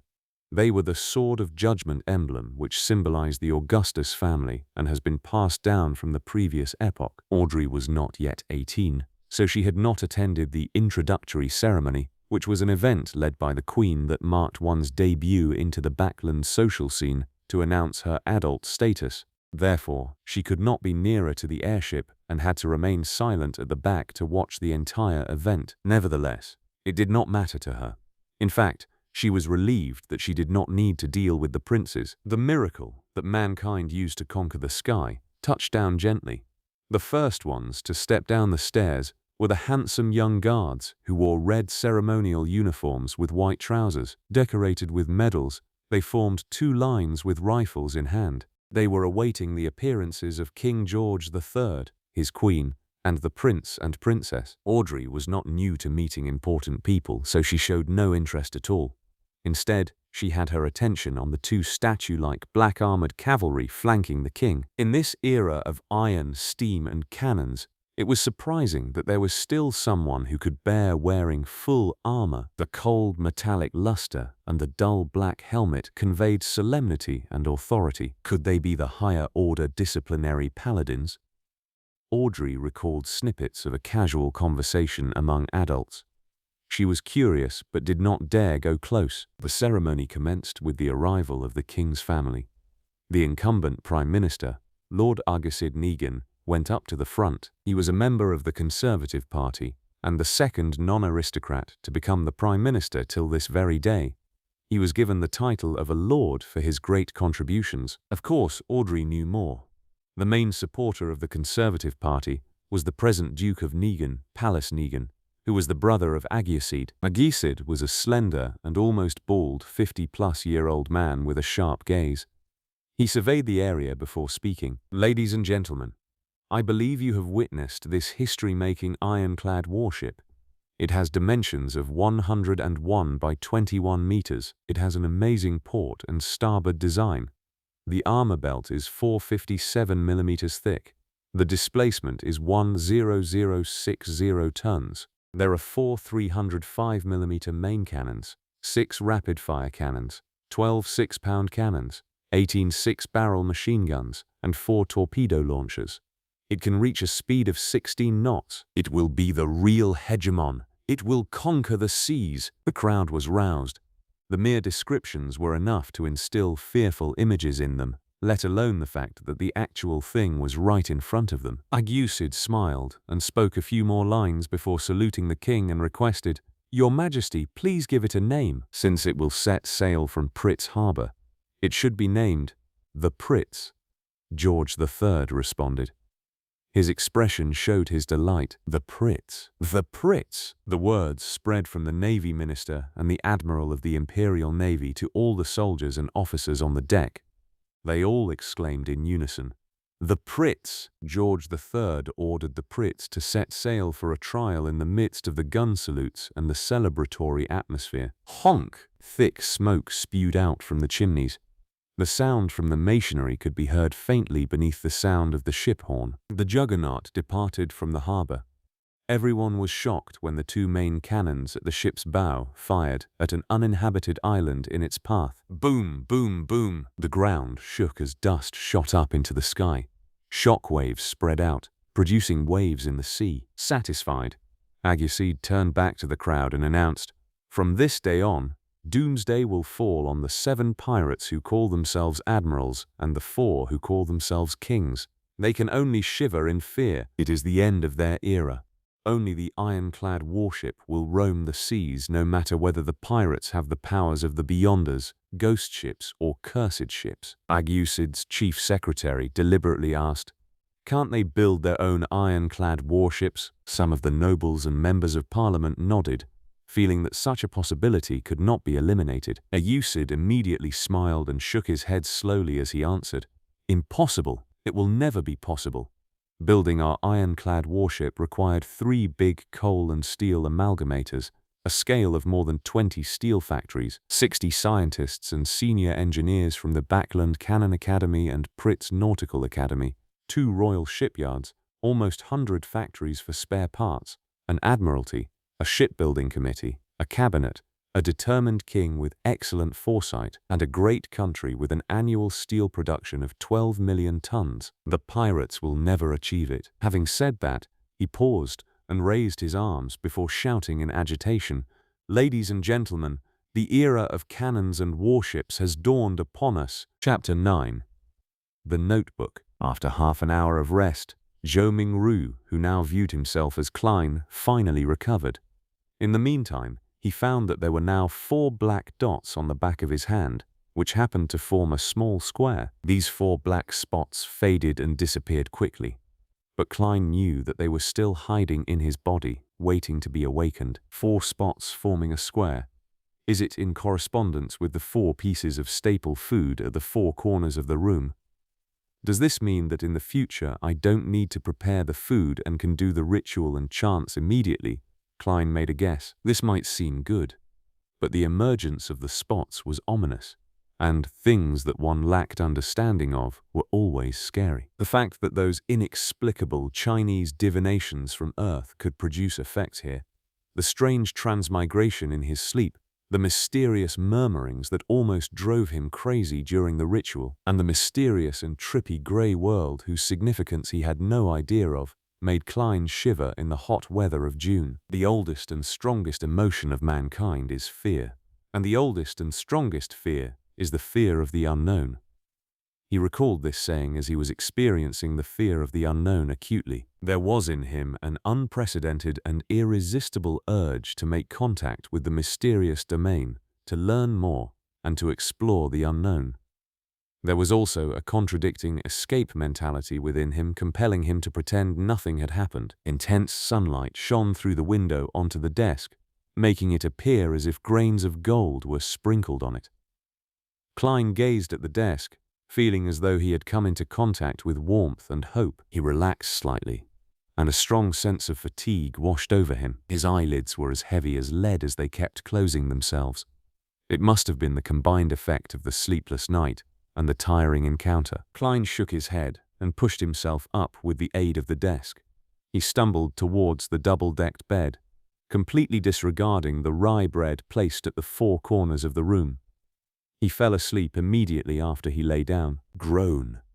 Groan. Klein was woken up by hunger pangs. When he opened his eyes, he felt rejuvenated. There's still a slight headache. He rubbed his temples and sat up. He was so hungry that he could eat a horse. He returned to the desk while straightening his shirt. He picked up the silver vine-leaf pocket watch. Pa! The pocket watch's lid sprang open, and the second hand was ticking. 12:30. I slept for 3 hours.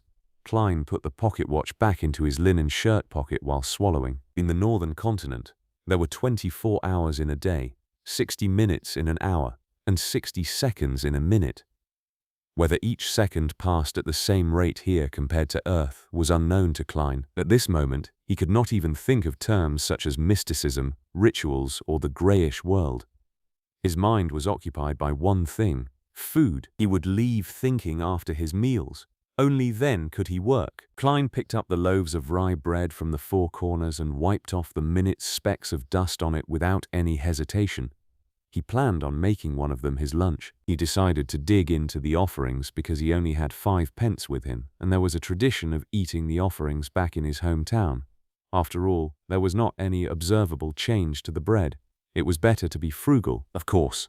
The memory and habits left behind by the original Klein had also played a role. It was a huge waste to use the expensive gas only to light up the room.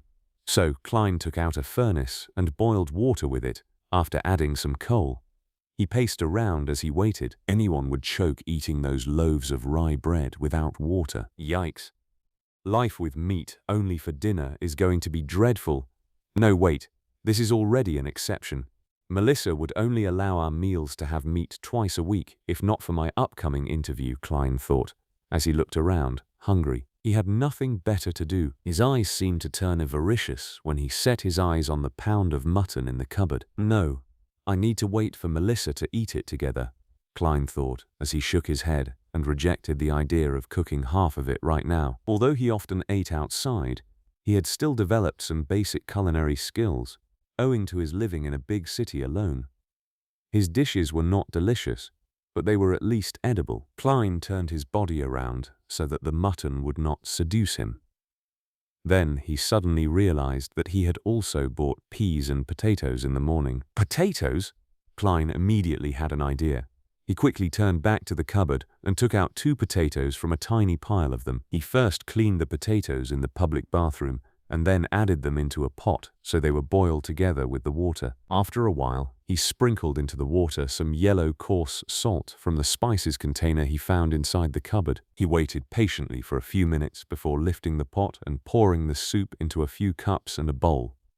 He took out the potatoes with a fork and placed them on the desk at the end. Viff-a-vaff! He blew at the potato as he peeled it bit by bit. The fragrance of boiled potato diffused through the air. It smelled very appetizing. He salivated crazily. The heat could not deter him any longer. Klein took a bite despite having the potato only half peeled. How fragrant! It had a powdery texture and tasted sweet as he chewed. He was instantly filled with emotions, and he wolfed down the 2 potatoes. He even ate some of the skin. Then he held up the bowl and enjoyed the soup. The pinch of salt in water proved to be thirst-quenching. I really enjoyed eating potatoes this way when I was young, a filled Klein exclaimed in his head. Meanwhile, he tore off a small piece of bread and dipped it into the soup to soften it before eating. Perhaps the ritual was too tiring. Klein ate 2 loaves of bread, which amounted to a whole pound. Klein felt he was finally rejuvenated. He enjoyed the joy of life after he drank the soup before tidying up. Then he took in the lustrous sunshine happily. He sat back at the desk and began planning. I can't escape. I must think of a way to come into contact with mysticism and become a beyonder as mentioned by Justice and the Hanged Man. I need to overcome the fear of the unknown. The only way now is to wait for the next gathering.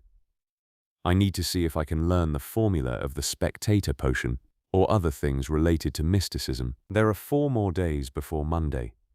Before that, I need to first figure out the problem with Klein. Why did he commit suicide? What happened to him? Unable to transmigrate back and wash his hands of everything, Klein picked up the notebook that lay on the table. He wanted to find hints that could help him regain his lost memory fragments. The original Klein obviously had the habit of taking notes. He also liked to write diaries. Klein was fully aware that the cabinet that supported the desk on the right stored a whole stack of completed notebooks. The book he had began on the 10th of May. Matters regarding his school and mentor, as well as content pertaining to knowledge, were at the beginning, the 12th of May.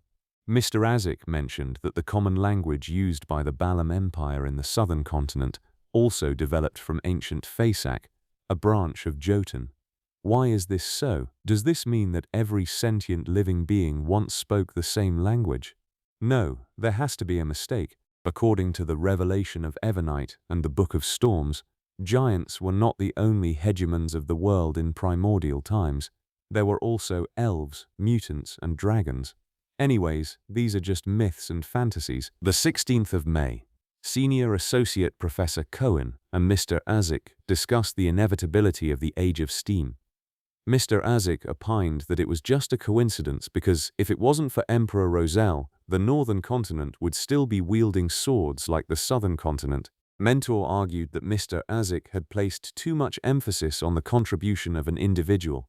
He believes that with progress, even if there wasn't an Emperor Roselle, there would be an Emperor Robert. Therefore, the age of steam might come late, but eventually come nevertheless. I found little meaning in their discussion. I prefer discovering new things and unraveling the hidden past. Perhaps I am more suited to study archaeology than history. The 29th of May. Welch found me and told me that he had acquired a not fourth epoch. Oh my goddess, a not fourth epoch.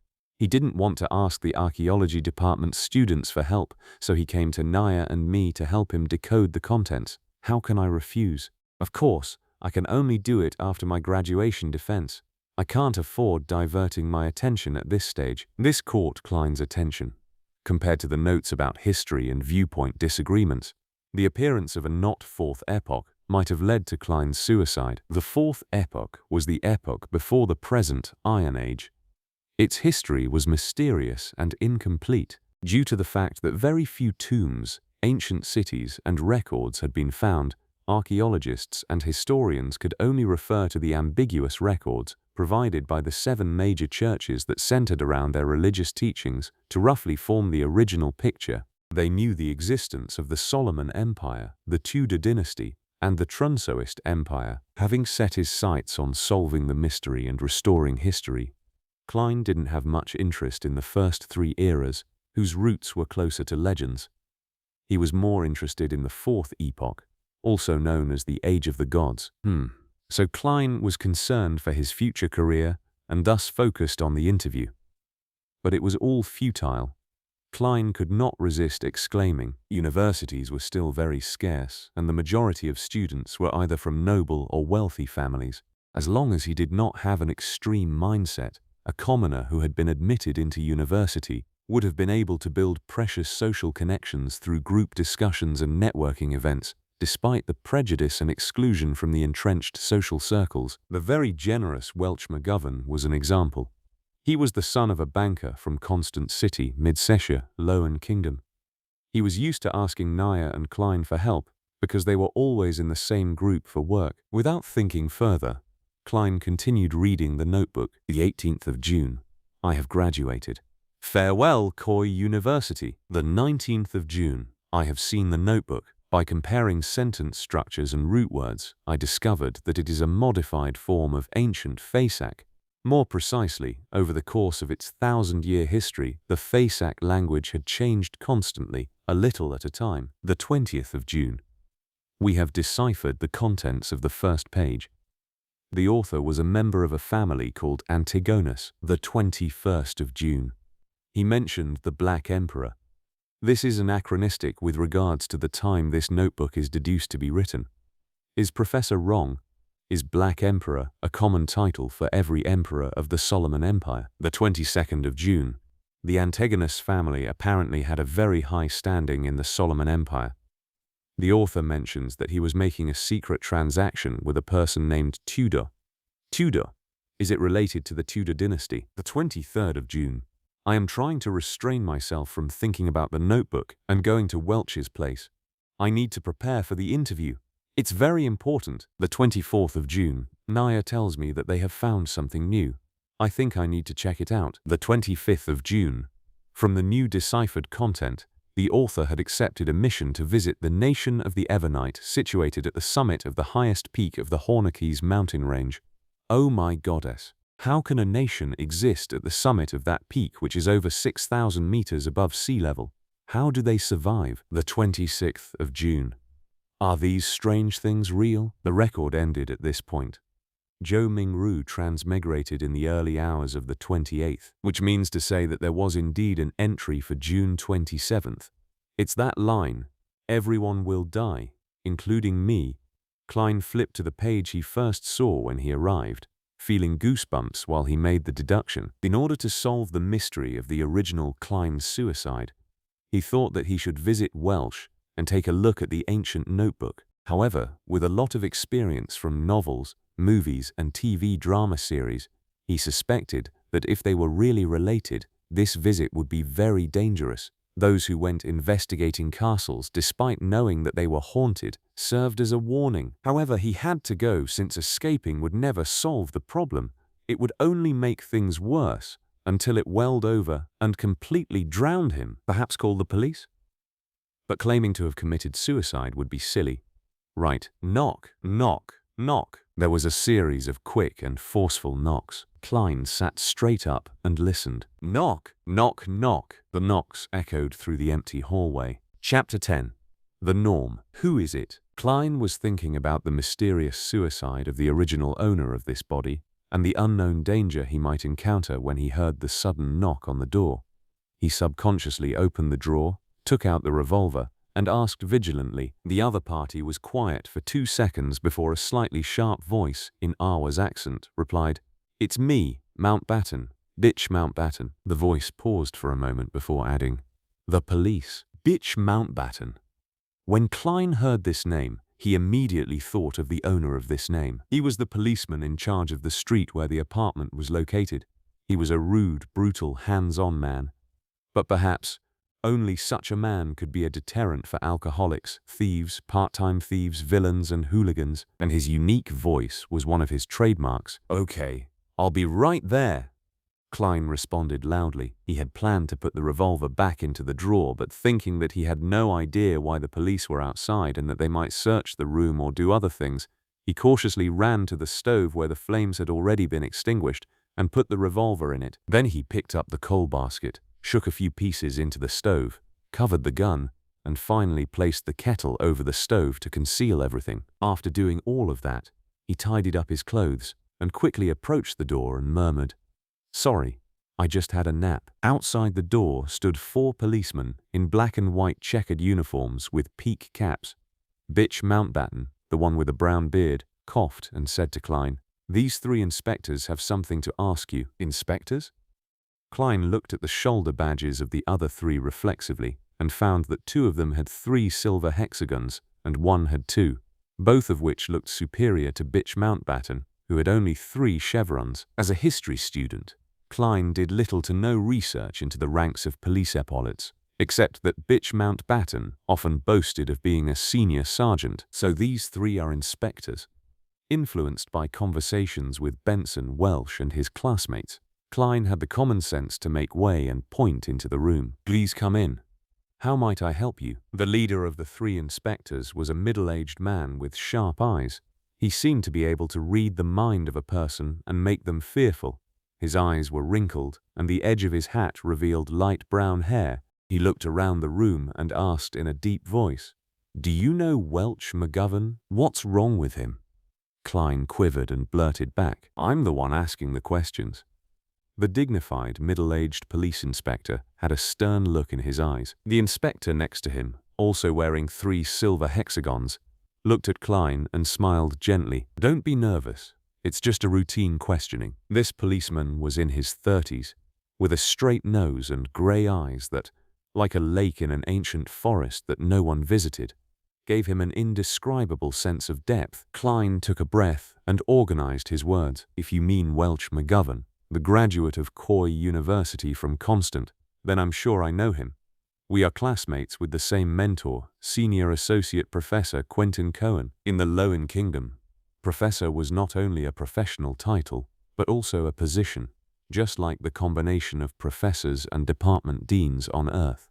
That meant there could only be 1 professor in a university's department. If an associate professor wanted to become professor, they had to wait for their superior to retire, or force out their superior with their abilities. As talents needed to be retained, the kingdom's Higher Education Commission had added senior associate professors in the 3-level system of lecturers, associate professors, and professors after years of observation. This title was given to anyone with high academic achievements or with enough seniority, but did not make it to the position of professor. At this point, Klein looked into the eyes of the middle-aged police inspector and thought for a second. "To be honest, our relationship is quite good. During this period I met with him and Naya frequently to interpret and discuss the 4th Epoch notebook that belonged to him." Inspectors, did something happen to him? Instead of answering, the middle-aged police inspector looked sideways at his grey-eyed colleague. The inspector with the peak cap and ordinary looks replied mildly, "I'm sorry, Mr. Welsh has passed away." "What?" Despite having some hunches, Klein could not help but shout out in astonishment. Welch died just like the original owner of this body. That is a little scary. What about Naya? Klein questioned hurriedly. Miss Naya passed away too, the grey-eyed police inspector said quite calmly. Both of them died in Mr. Welch's house. Killed? Klein had a vague guess. Perhaps it was suicide. The grey-eyed inspector shook his head. No, the scene suggests that they committed suicide. Mr. Welch hit the wall with his head many times, covering the wall with blood.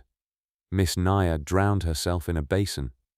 Yes, the kind used to wash your face. That's impossible. Klein's hairs stood on their ends as he seemed capable of imagining the strange scene, a girl kneeling on a chair and burying her face into a basin filled with water, her soft brown hair swaying in the wind, but her entire person remaining motionless. Welch falling to the ground and staring at the ceiling intently, his forehead in a complete blood-mangled mess, while the traces of the impact on the wall were evident with the streaks of blood. The grey-eyed inspector continued. We believe so too, but the autopsy results and the situation at the scene exclude factors such as drugs and external forces. They, being Mr. Welch and Miss Naya, showed no signs of struggling. Before Klein could speak again, he stepped into the room and asked, pretending to be casual, "When was the last time you saw Mr. Welch or Miss Naya?" As he spoke, he gestured with his eyes to his colleague with 2 silver hexagons. He was a young police inspector and looked about the same age as Klein. With black sideburns and green pupils, he was good-looking and had a poet's romantic temperament. When he heard the question, Klein thought about it and answered it thoughtfully. It should be June 26th. We were reading a new chapter in the notes. Then I went home to prepare for my interview on June 30th. The interview was for the history department of Tingen University. Tienings was known as the city of universities. There were 2 universities, Tiening and Koi, as well as technical schools, law colleges and business colleges. It was second only to Backland, the capital. As soon as he finished, he saw the young police inspector walk towards his desk in the corner of his eye and pick up the notes which resembled more of a diary. Damn! I forgot to hide it. Hey! Klein cried out. The young inspector smiled back at him, but did not stop flipping through his notes, while the grey-eyed inspector explained, "This is a necessary procedure." At this time, Bitch Mountbatten and the dignified middle-aged police inspectors were just watching without interrupting or assisting in the search. "Where are your search warrants?" Klein had intended to question them, but on second thought, the judicial system of the Loen Kingdom did not seem to have such a thing as search warrants. At least he did not know if there was one. After all, the police force had only been established for 15 or 16 years. When the original owner of this body was still a child, they were still called public security officers. Klein couldn't stop it. He watched the young inspector flip through his notes. But the grey-eyed inspector did not ask any questions. What is this strange thing? The young police inspector turned to the end of the notes and suddenly asked, "And what does this mean? Everyone will die, including me. Isn't it common sense that everyone dies except for deities?" Klein was prepared to quibble, but it suddenly occurred to him that he had planned to connect with the police in case of possible danger, but he had no reasons or excuses. He made a decision in less than a second. Putting his hand over his forehead, he answered painfully, "I have no idea. I really have no idea. When I woke up this morning, I felt I wasn't quite right, as if I had forgotten something. It's especially true for whatever happened recently. I don't even know why I had written such a sentence." Sometimes, being frank was the best way to solve a problem. Of course, it required skills. There were things that could be said and could not be said, and the order of what was said first mattered. As an expert keyboard warrior, Klein was also good at sophistry. "That is ridiculous. Do you think we are fools?" Bitch Mountbatten could not help but interject angrily. "This is such a bad lie that it insults the intelligence of his and his colleagues. It's better for you to pretend to be mentally ill than to pretend to be an amnesiac." "I'm speaking the truth," Klein responded frankly, looking into the eyes of Mountbatten and middle-aged police inspectors. "It really could not be more true." "Maybe it is," the grey-eyed police inspector said slowly. "What? He really believed it?" Klein was surprised himself. The grey-eyed inspector smiled at him and said, "An expert will come in 2 days, and believe me, She should be able to help you to recall your lost memories. Expert? Help me remember my memories? In the field of psychology? Klein frowned. Hey, what if his memories of Earth were exposed? He suddenly felt like face-palming himself. The young police inspector put down his notes and searched his desk and room. Fortunately, he focused on books instead of lifting the kettle. Well, Mr. Klein, thank you for your cooperation. We advise that you'd better not leave Tingen for the coming days. If you have to, please notify Inspector Mountbatten, or you'll become a fugitive. The grey-eyed police inspector warned. That's it? That's it for today? No other questions with deeper investigations? Or taking me back to the police station to torture me for information? Klein was at a loss. Nevertheless, he wanted to solve the odd turn of events brought about by Welch too. So he nodded. That wouldn't be an issue. The inspectors exited the room one by one, and the young man at the end suddenly patted Klein on the shoulder. It's really nice. Very lucky. What? Klein's face was puzzled. The green-eyed police inspector with a poet's temperament smiled and said, Generally speaking, the norm is for all the involved parties to die in such an event. We are very glad and fortunate to see you still alive. After that, he exited the room and closed the door behind him politely. The norm is for everyone to die together. Very glad that I'm still alive. Fortunate that I'm still alive. On this June afternoon, Klein was chilling all over.